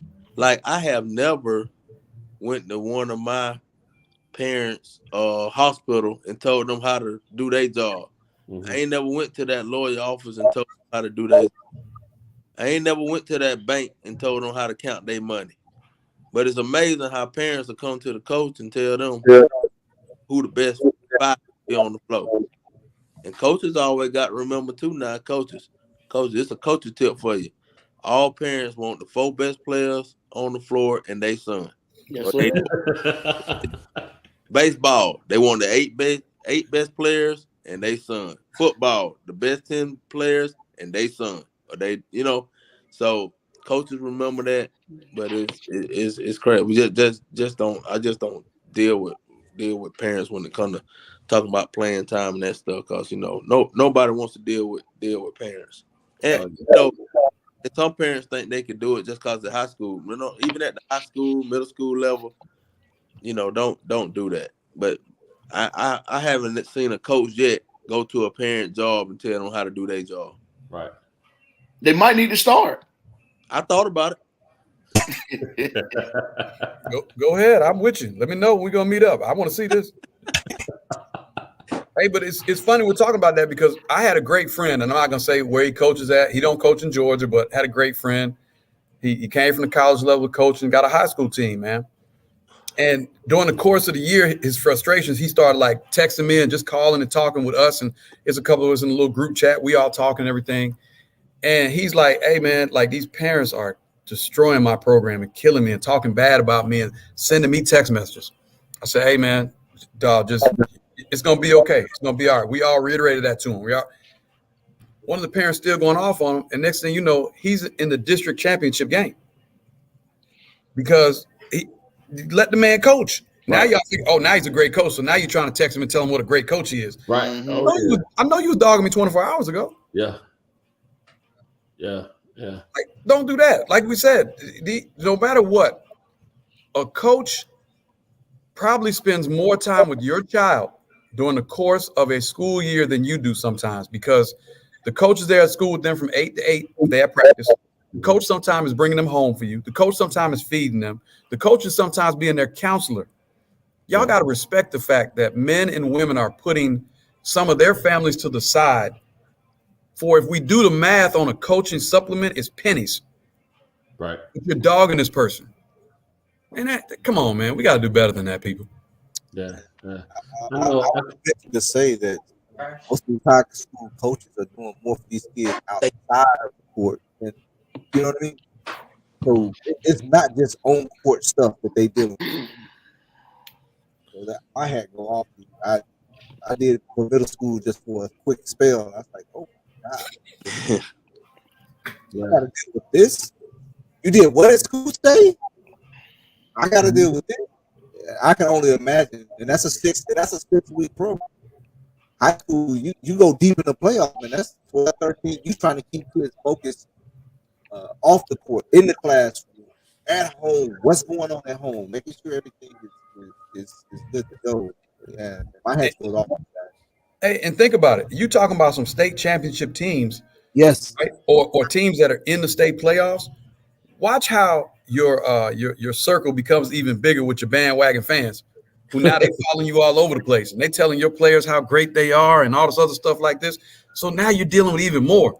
Yeah. He done broke up with his girlfriend because a prettier girl at the school done came on because he about to win a state championship ring and he's the man. You see what I'm saying? So like, there's so much coaches put up with, and I commend Black because he's an athletic director. Like, man, he got to put up with all the programs in his program. Shoot, it's unheard of, man. He getting it from both sides. He getting it from the parents, administration. he getting it from everywhere. And then he got to, as an athletic director, he got to have a talk with not only another head coach he might have to fire, but he might have to fire himself as a basketball coach if he don't do what he need to do. But he's doing it. Right. You see what I'm saying? So you got to have a lot of rough conversations with a lot of people. Yeah. Yeah. No, I know. I tell my parents, just coaching AAU, don't get offended. But after a game, I'm not sitting in the area that y'all sitting in. Right?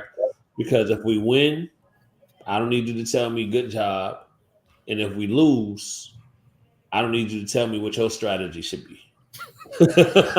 So wherever y'all sitting, I'm sitting away from everybody else because I don't want to hear it. Yeah. I don't want to hear it. Yeah, I had a parent that would, after every tournament, they would send me a long text the next Monday or whatever the case would be, telling me what should have happened and what could happen, and this is why we need to do this, and this is who we need to play. And finally, I had to get into it. I'm not in the critiques after every tournament. Hey, you should have told him if was a fifth. Right. Yeah. Keith Murray line right there, ain't it? Yeah. Yeah. So I mean, you just got. I mean, that's all it is, man. This game is so easy, but we make it so hard. All of us, we make it so hard because we're trying to outthink somebody. But half the time, all the teams are running the same damn offense. Like back in the day, y'all remember America's Play? I mean, every high school and every AAU team did America's Play. Where you down screen, the dude comes up, you swing the ball, he gets a shot in the corner for a 3. Right. Mm-hmm. Oh my goodness gracious! And now everybody's doing 5 out. Now everybody wants to, do a pro style offense. You know what I'm saying? Like we're overthinking the game of basketball. It's too easy. Make it simple for them. Yeah, like and now you got the people who do all the stats and all these guys. And hey, like I told the kids yesterday at camp, I ain't great at math, dog. But I know if I got 87 points and you got 86, I won. So if you go 0 for 30 and I hit 30 layups and we win, yeah, the dude told you if we shot something, these amount of threes, and man, that's why I told I'm building. I'm gonna tell y'all what, in about 8 more years, y'all gonna see a slew of kids who shoot mid-range jumpers off the glass. Them all the kids I work with. I'm telling you, I'm building back the mid-range game. I don't care what you say. They can shoot threes, they can shoot floaters. They're also gonna have that mid-range game, man, because it's not dead. Sound like Melo to me. Yeah. Except I'm gonna tell my kids when it's time to retire, man, because I'm Lakers, boy. Black took this little spot yesterday, man. They had the game on. I had to close my eyes. I said, man, if I watch these Lakers one more time, man, I'm gonna throw up, man. I got bet people money. Man.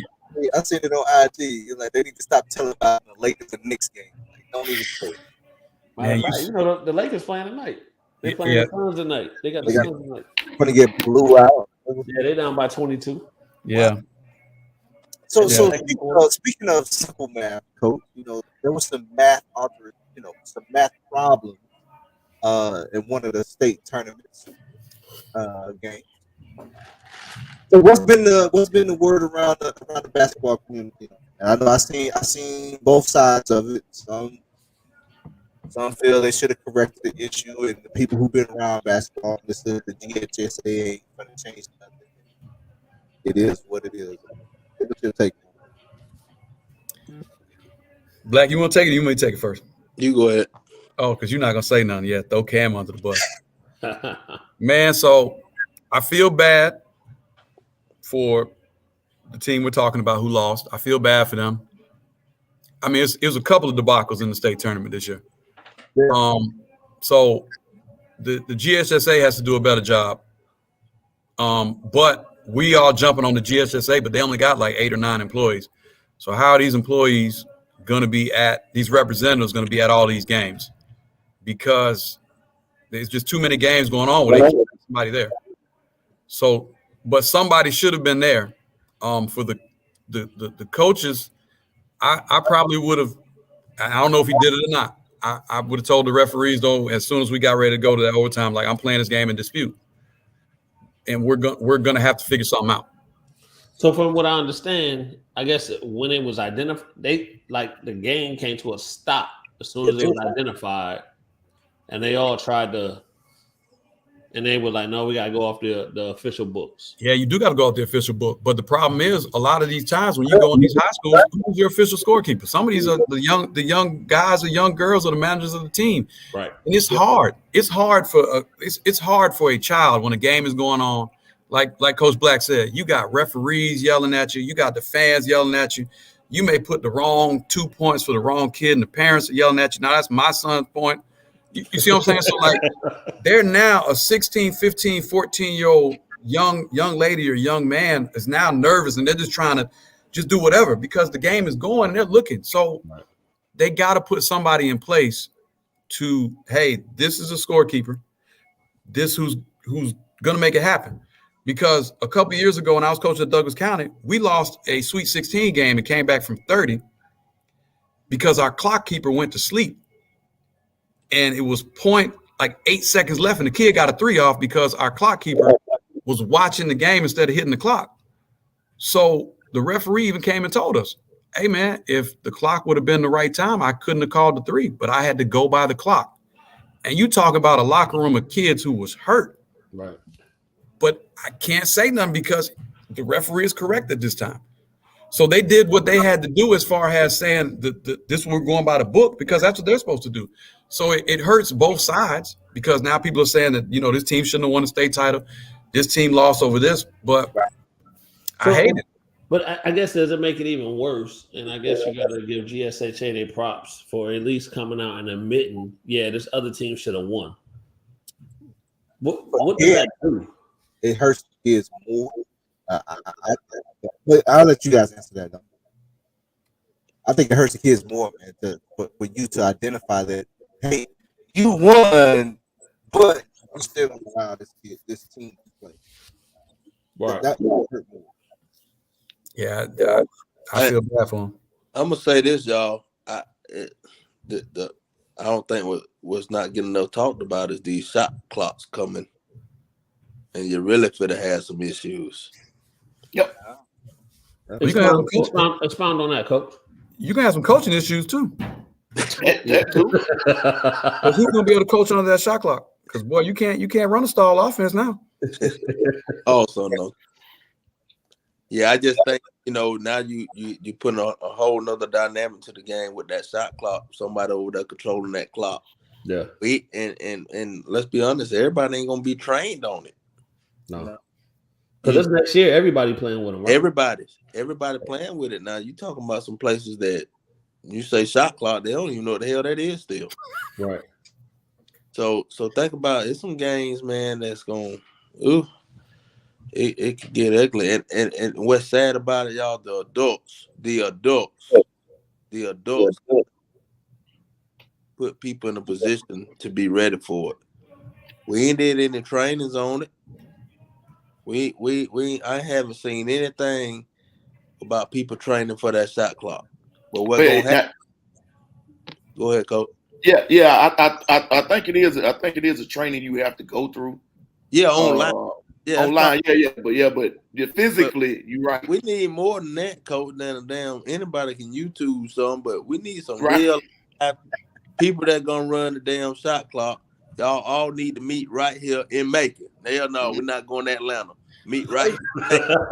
Black, let me ask you something. Let me ask you something too, though, Black. So when are we as a whole going to decide to start trying to pay some of these the referee pocket got to go up for them to get some referees back in this gym, because once again we have run a lot of referees off. No question about it. And we have not been able to train younger people to either come in and understand it or even be able to have the eye to referee, because all we're seeing is the negativity. Like, why would I want to, have a job and then go get $35 or $40 or $50 for me raising my hand and getting yelled at by everybody? And even people like we saw a couple years ago when the kids jumped on referees at AAU tournament and doing that. So we're losing teachers. We're about to lose referees, and then what's gonna happen? But now I'm gonna say this. Now referees are also putting themselves in certain situations as well with what they're doing too now. Oh yeah, I get it. I totally agree with you on that. I totally agree. But like Black said with the shot clock, some of these referees ain't even been trained up to understand what's going on and have a neutral bias. Because me personally, when coaching and I look at it and I tell everybody I know, like, hey, when you going to play at somebody else's gym, you down 12 points already when you get off the bus. Because the referee, I don't care. You can be the better team, but you're still down 12 points. You get off the bus because the referee gonna make some calls for the other coach, because one, it's their home gym, and then a lot of these, like, what young referee is gonna go into a Pace Academy, a Norcross, Grovetown, a Wheeler, San Pachilla with these veteran guys? And I'm a young referee, and I'm looking at them, and they're yelling at me. Shoot, I'm gonna start making calls for Justin McMillan. Oh, he fouled him. Who? What was it? Man, shoot. Hey, he down there yelling at me, because I can remember Doug at Wheeler coaching on the baseline when we played them, and the referees weren't saying nothing to him. Like, man, you can't coach. But they telling us to stay in our box. But that's great for them, and he was a legend. But like, that's what I'm saying. Like, a lot of these referees seeing these legends, they don't. That's like a young referee in the ACC. Shoot, Mike Krzyzewski telling me to make a call in Cameron Indoor Stadium. Shoot, I'm making that call for Mike Krzyzewski. Hey, technical foul down there. And Steve Ford might not have said nothing. What? Hey, speaking of a call, man, did y'all? I don't know if y'all was watching the Florida game when the referee, the play was over. The referee went back and awarded a foul, which was a crucial point. So it was a loose ball. I think they were throwing it in from out of bounds. Guys on the sideline, he's going for it. It's contact. Both of them going for the ball. The referee awarded the ball to Florida. The other ref comes in. They have a conversation, and they give the kid from Florida a foul, which allowed Texas A&M to keep the ball. I ain't see that.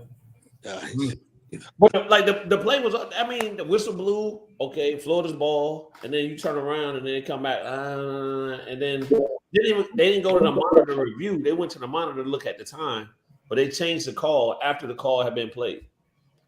Like ball's about to be put back in play, and then the ref runs up and then changes it. Oh no, it needs to be. So I mean, with referees, I have an interesting relationship with referees. Yeah, KP get a tech every time he coached. Oh, we asked him when he get back from a tournament, what did you do now? No, he got a tech.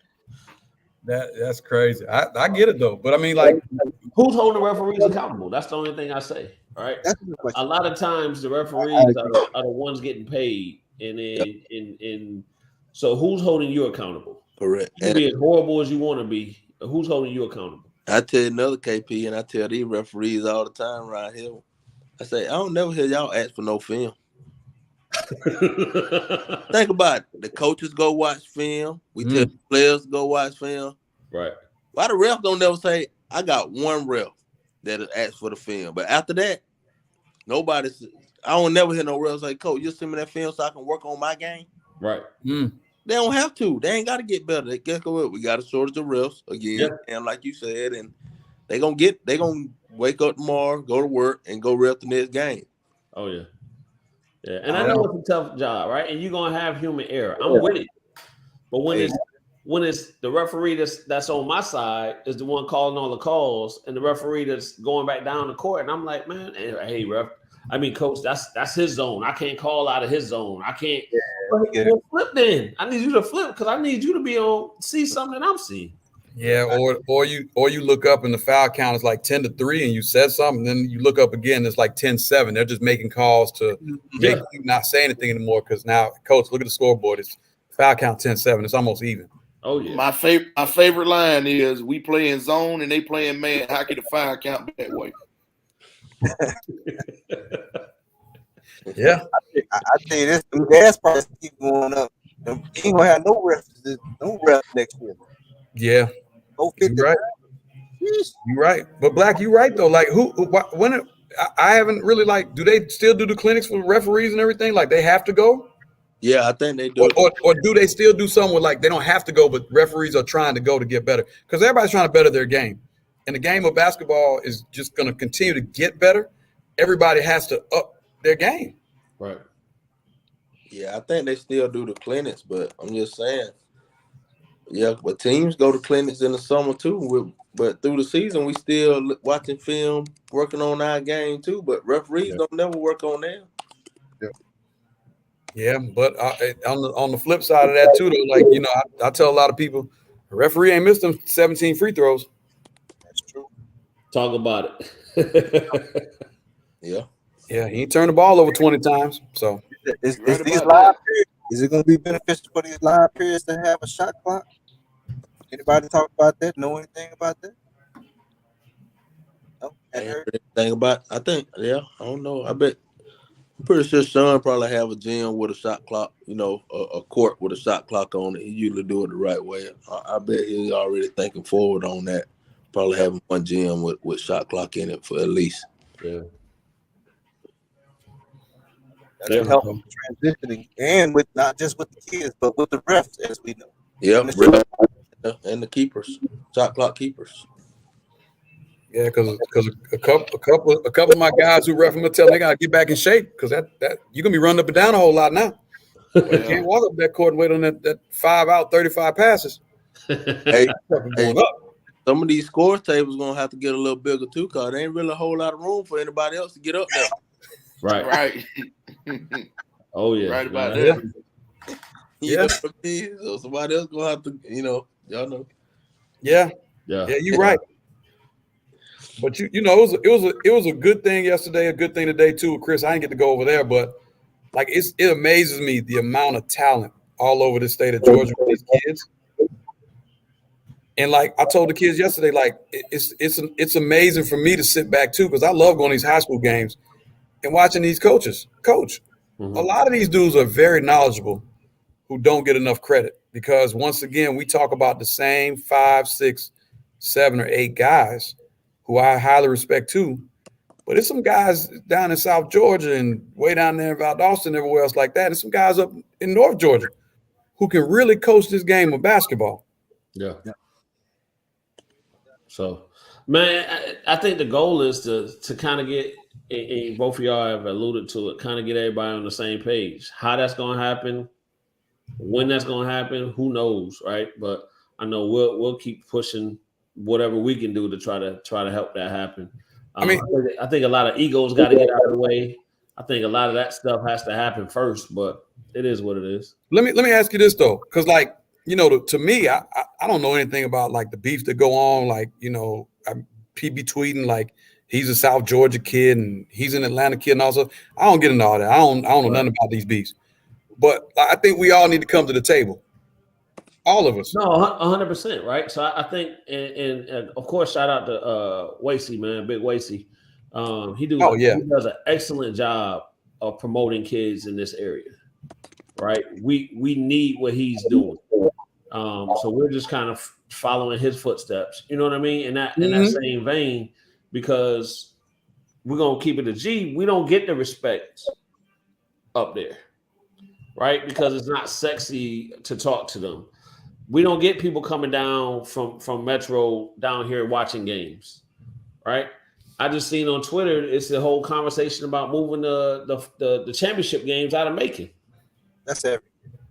Right? Yeah, they say that every year. Yeah, but they want it up there, but thinking it's for the state. So if this is the middle ground of the state, why not have it here? Especially when those guys over in Augusta are doing what they're doing, right? On the boys and the girls side. And all of those things, or further down south, or whatever the case may be. So, but it's just one of those things. Everything seems to be catered to up top. Yeah, this is So you know, and it's one of those things. The old saying, "When were you at?" Right? That should solve things, or win and produce. But even when that happens, it's like it's a fluke. Yeah. You know what I mean? So it's still like you're still not giving us the respect or whatever the case may be. So as long as we have those kind of divides, it is what it is. It's all about the kids at the end. What's that? It's all about the kids at the end. Yeah. Hey, they can send some of them high school transfers to Middle Georgia. We'll take some of them high school transfers. The Atlanta 16, yeah. Get us tag us up in there. Hey man, I tweeted this morning, dog. The transfer portal ain't good for everybody, for coaches and players. Believe that. That's true too. Them prima donnas, as they say. Yeah. So I mean, it is what it is, man. But fellas, we're gonna get y'all out of here. We definitely appreciate y'all coming on. We don't want to tie y'all up all night. You know, y'all been grinding all weekend. But before we get out of here, Coach Dailey, shout out your social, shout out your information. Coach Cam EHB on Twitter. Just hit me up on that. Follow me, whatever else. If you need anything, like I'm here like Black is. D-free. I stay up late at night. I'll talk to you. I'll try and guide you through any kind of process. Y'all three gentlemen are doing an amazing job, like I told you earlier when I was with y'all the other day. Like, shout out to y'all for doing it the right way and trying to give some knowledge to what's going on down there in that Macon and further area. You guys do a tremendous job. Keep that up. Black, like I've always told you, you do a great job for these kids. Keep doing what you're doing, man, and we all start coming together, man. Anytime y'all in Atlanta, holler at me. And anytime I come back down to Macon, man, next time, let's sit down and chop it up, man. Wings on Black. Sound like a plan to me. Got it. Coach Black, give out your information, brother. Yeah, Coach C Black Twitter, Coach C Black Instagram, Corry Black on Facebook, cblackhoops.com. Hey, I'm an open book. Anything I can do to help anybody, man, I'm here to help you. Again, man, it's just my passion. I love it, man. I'm not like some other guys. No disrespect. Some of them have to do it to make a living. I don't. I just do it from the heart, man. I love it. Anything I can do to help, I'll do it. Appreciate y'all having us on. Really love everything that y'all are doing, man. Don't take it for granted, man. What y'all do for that area is great. Please don't take it for granted. Don't undervalue it. It's really needed. Shout out to Kawasa, man. He started something down there. Yes, sir. respect everything he doing. He's a game changer. He's a game changer. What y'all got is a game changer. Just got to keep building it, and the more we do, the more names get out there, the more love gets shown to our coaches and our kids. So appreciate y'all. Anything I can ever do to help y'all, please just reach out and let me know. Definitely. Hey, and when y'all got something going on, make sure y'all tag us. Yes, sir. We'll definitely promote and help promote it in whatever the case may be. And this platform is always here if y'all need it, man. So we appreciate y'all, fellas. Appreciate y'all, man. Y'all have a good week. Yes, sir. All right, y'all too. man. Stay. Good stuff, man. A lot of information. Oh, yeah. Those cats are straight to the point.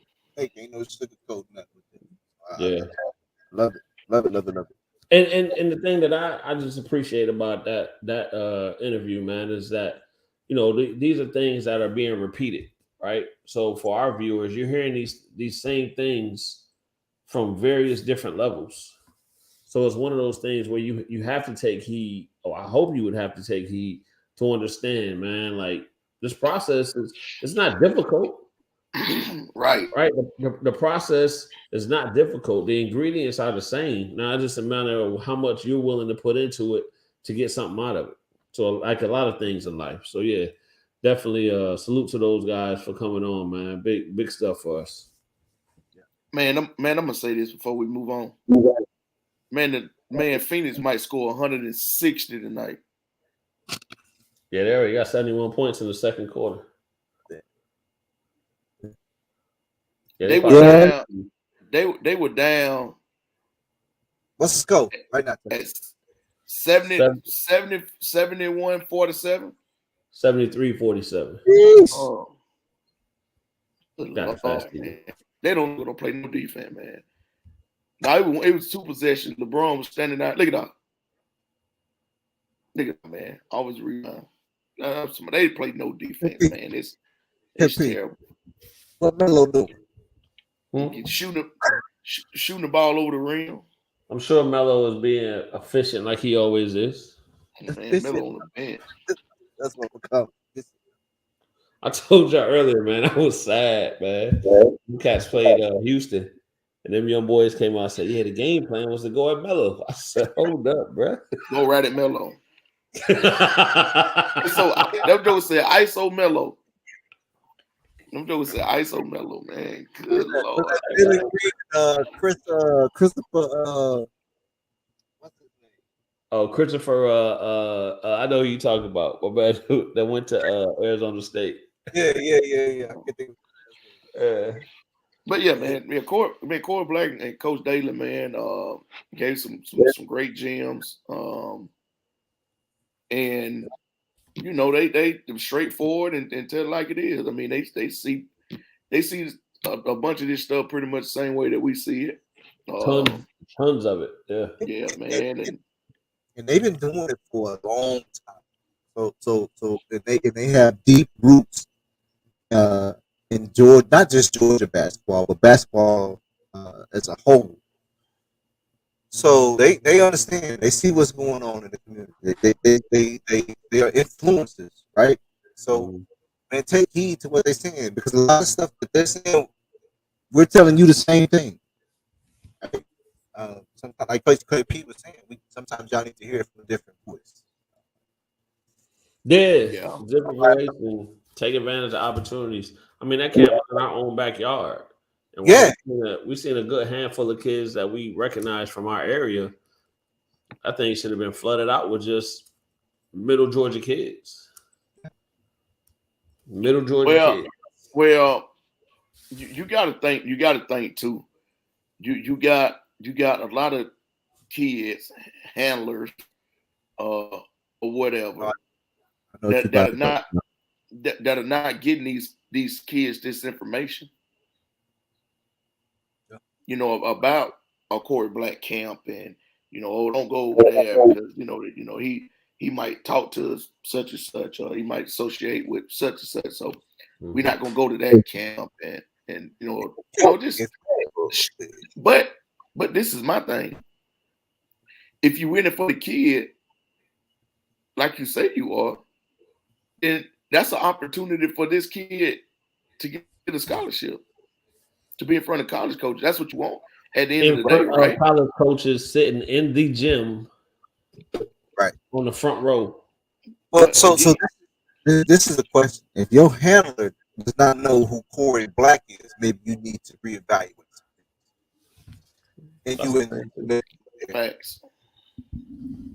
That's the thing too. We'll start there. That's the thing too. So make sure you put yourself in the right situation, people. Yeah, man. Yeah, that's the main thing. But you know, to each his own. You know, put yourself in the right situation, man. Yeah, I mean that was a real live opportunity. Yeah, you don't get that often. Nah, and I wish you'd been at that camp because it was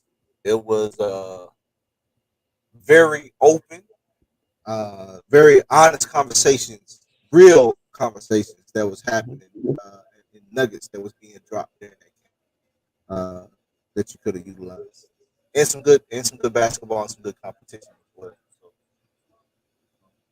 Takeaways, man. Takeaways. It's not just gonna happen. It's not just gonna happen overnight. no, it's a process, man. There's a process. And while there are a lot of colleges out here that offer scholarships, don't mean that there's a lot more kids out here trying to get those opportunities. I don't think a lot of them around here really understand that it's a process. They think just because you can just pop up and just do this, that, and the other, then it's going to be that for you. It doesn't work like that. First thing they talked about was relationships. You got to have relationships. You don't have those, I mean, a long road. You got a long way to go.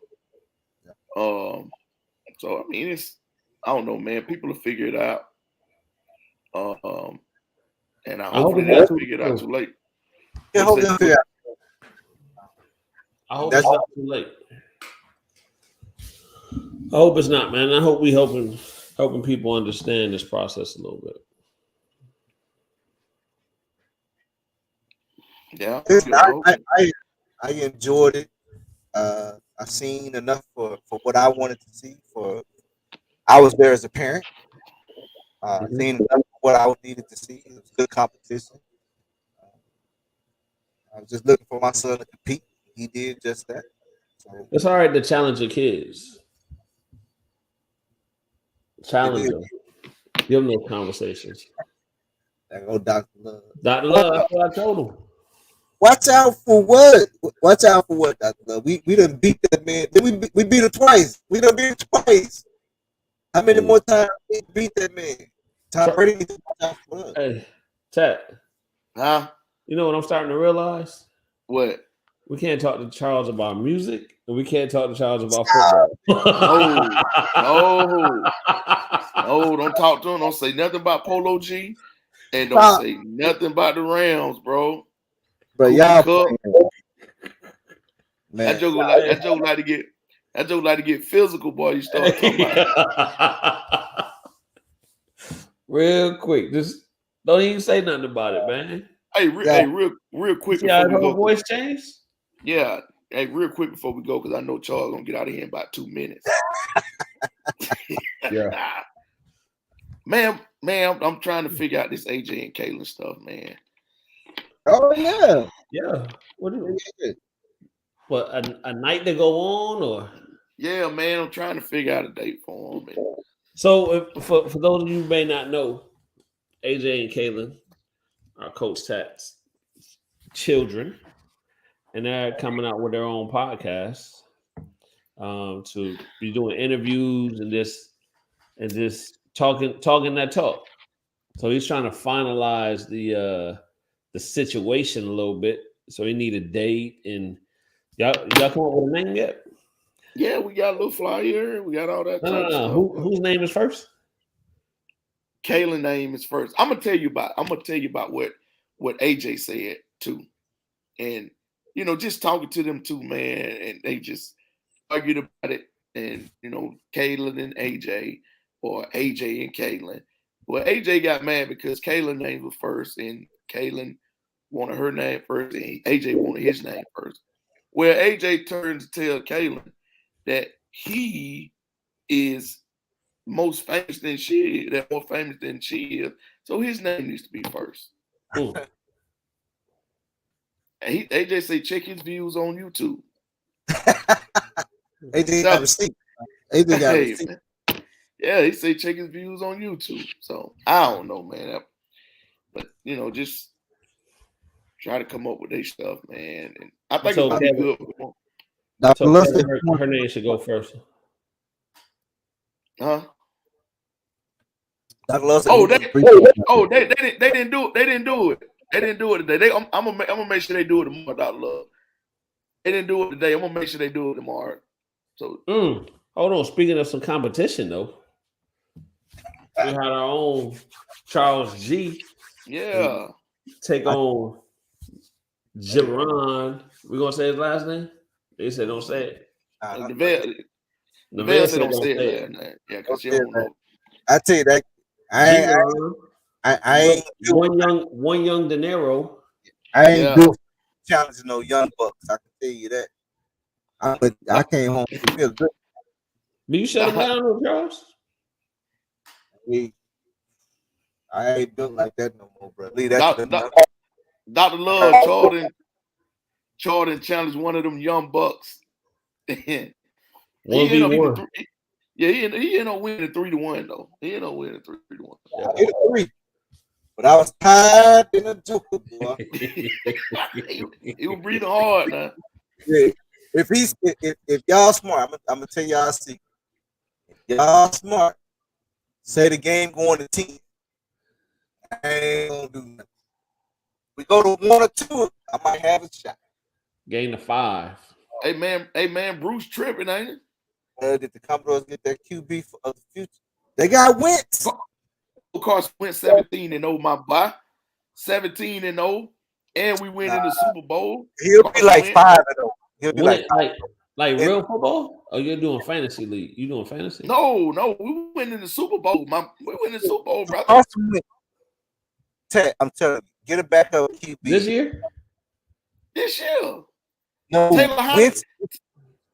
Wentz have been hurt for the past 5 years. He hadn't played a whole season yet, my boy.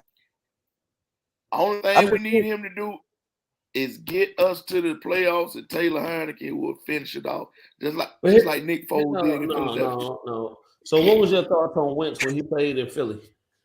He took him to the Super Bowl. He got him to the Super Bowl. Wentz was having a great year when they went to the Super Bowl. He just got hurt. I don't think he won a Huh? Wentz ain't won a playoff game, did he? No, Nick Foles. He got hurt. He couldn't play with a torn ACL. See what happened to RG3, right? He injury prone. I wouldn't take that dude. Y'all should have went off afterwards. Listen, let me tell you the logic behind my Carson Wentz pick before we get off the air. Charles, get ready to hit the button. Yes, listen. The last time we had a QB that had his leg messed up, we went to the playoffs. Alex Smith. But I'm telling you, Carson Wentz ain't gonna make it 5 games into the season, and he's gonna be hurt. He injury prone. No. Our offensive line is good. We got a good offensive line. He's gonna get hurt. Ever since Aaron Donald the hurt in the first time. He been hurt. No. We good. 17-0 pro Super Bowl. Carson Wentz going to the. He gonna be. This is what's gonna happen. Jameis Wentz gonna get hurt. Y'all gonna sign Jameis Winston, and he gonna be looking all crazy doing his running videos. Hey, I like old Jameis. I just said, man, take us out of here. Tie for first place with the Eagles. That what Kyle said. Tie for first place. First place. Nah, man, it's a 3-way tie. Put Dallas in that too. We're gonna be good. Dallas. Terrible. You know, Dallas got some other issues going on, KP. Yeah. That's Yeah, you do. I feel bad for my boy, man.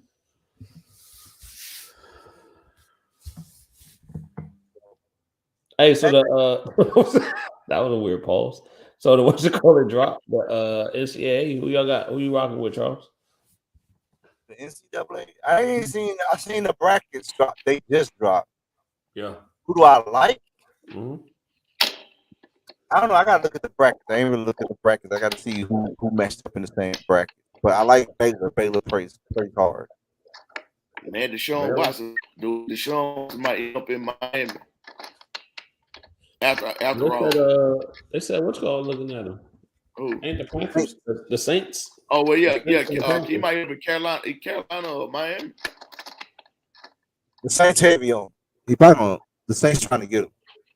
They don't want no part of it. And Wentz put that video out with him running on that treadmill looking goofy as hell. So they're like, hey, we don't know about this. Hold on, James. Yeah. Mm. Wentz hurt his stop.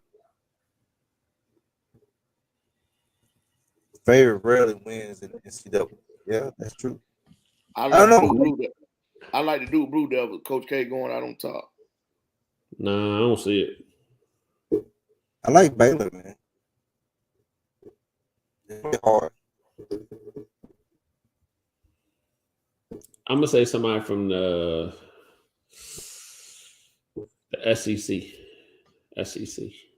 Kentucky, Tennessee, or Alabama? Auburn. Alabama made it. They like the number 7 seed or something.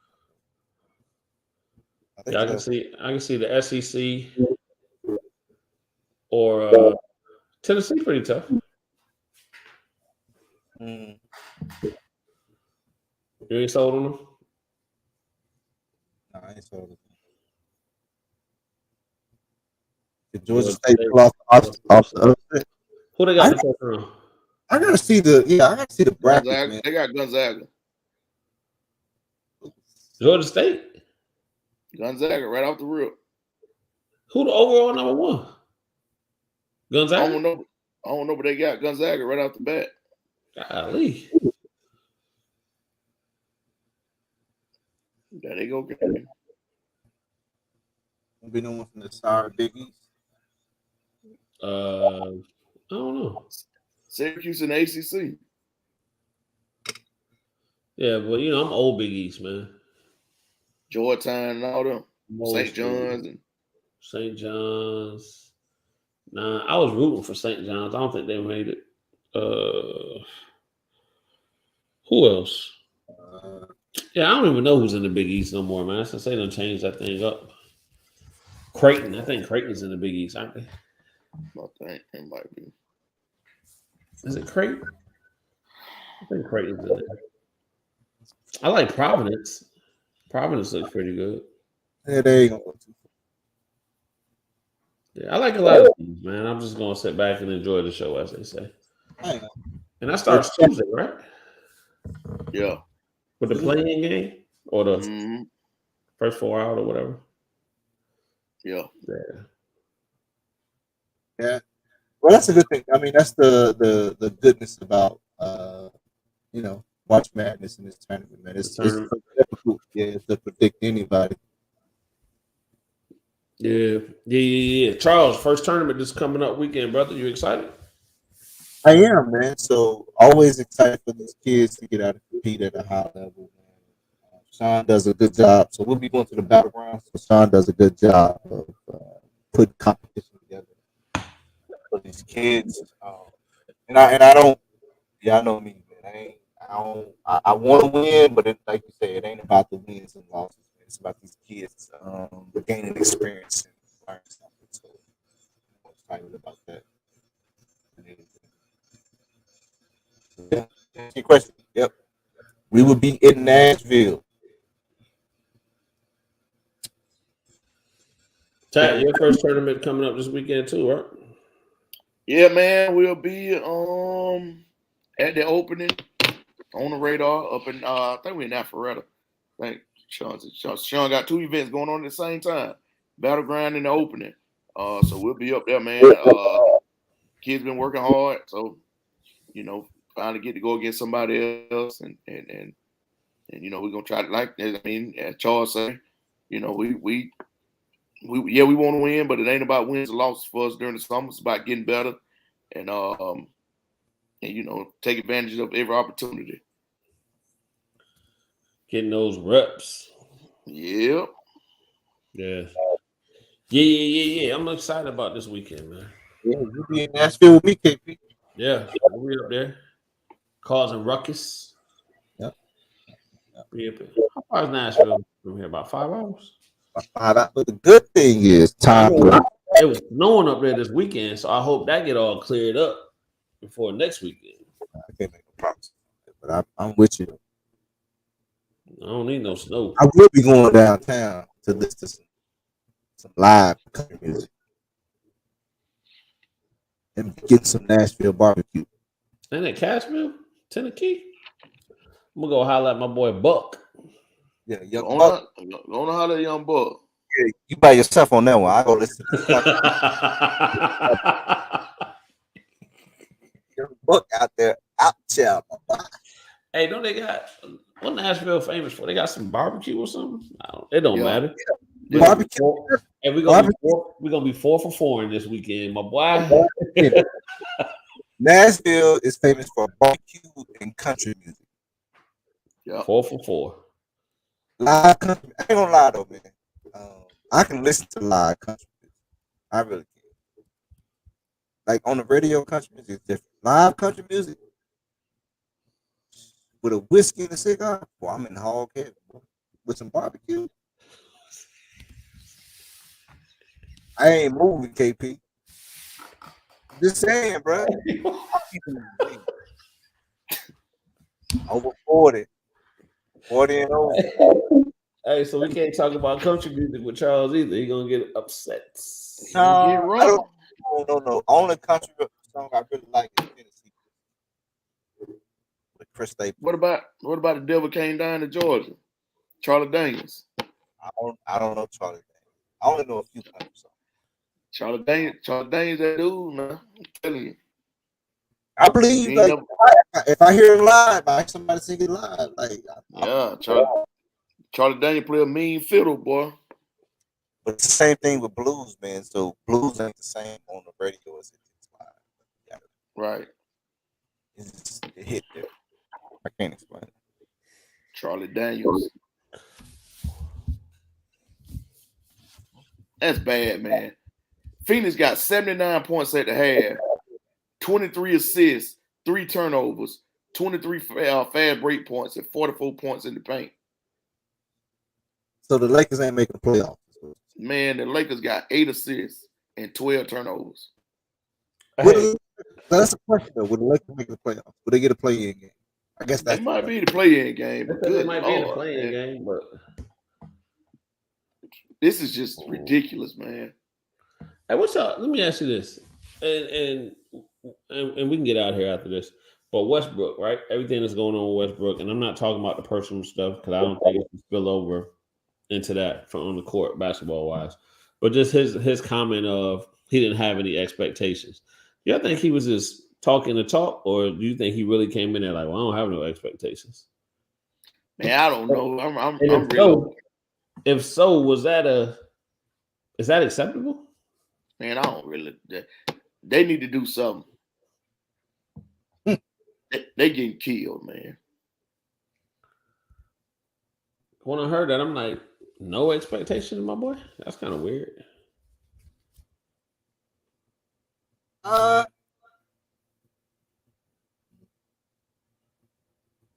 Good layup with Brook left hand. I don't know if that's weird or not, right? I don't know. To say you didn't have any expectations? They finna come back and win that game. Yeah. It just depends on how you know what I'm saying? Talk to you. Like, because you might not have any expectations. it's hey, I'm gonna come in. The only expectation he may have is I'm gonna come in and play hard. I don't know. I don't know what he meant. I need him to explain more on that. Yeah. All right. Well, since nobody has his phone number, we're gonna let that be. I call him. I don't call him that. I'm gonna text him after the game. Tad, let me ask you a question. You over there slamming your hand down. Why you keep getting mad about the game when you already know what it is? Because I love basketball. I mean, I don't care if it's bad either way. I mean, if I think a bad play, I'm gonna say something. I just like basketball. I'm with you, but sometimes you gotta, call it for what it is. That's why I get mad. Man, nobody likes him. I don't like him bad. Man, y'all get me out of here, man. This is awful, man. All right, man, we're going to get out of here, man.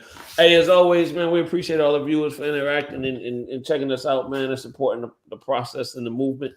Before we get out of here, of course, we'd like to thank all of our sponsors, KPB Designs, Hype South Media, Hype South Skills Lab, 619 Training.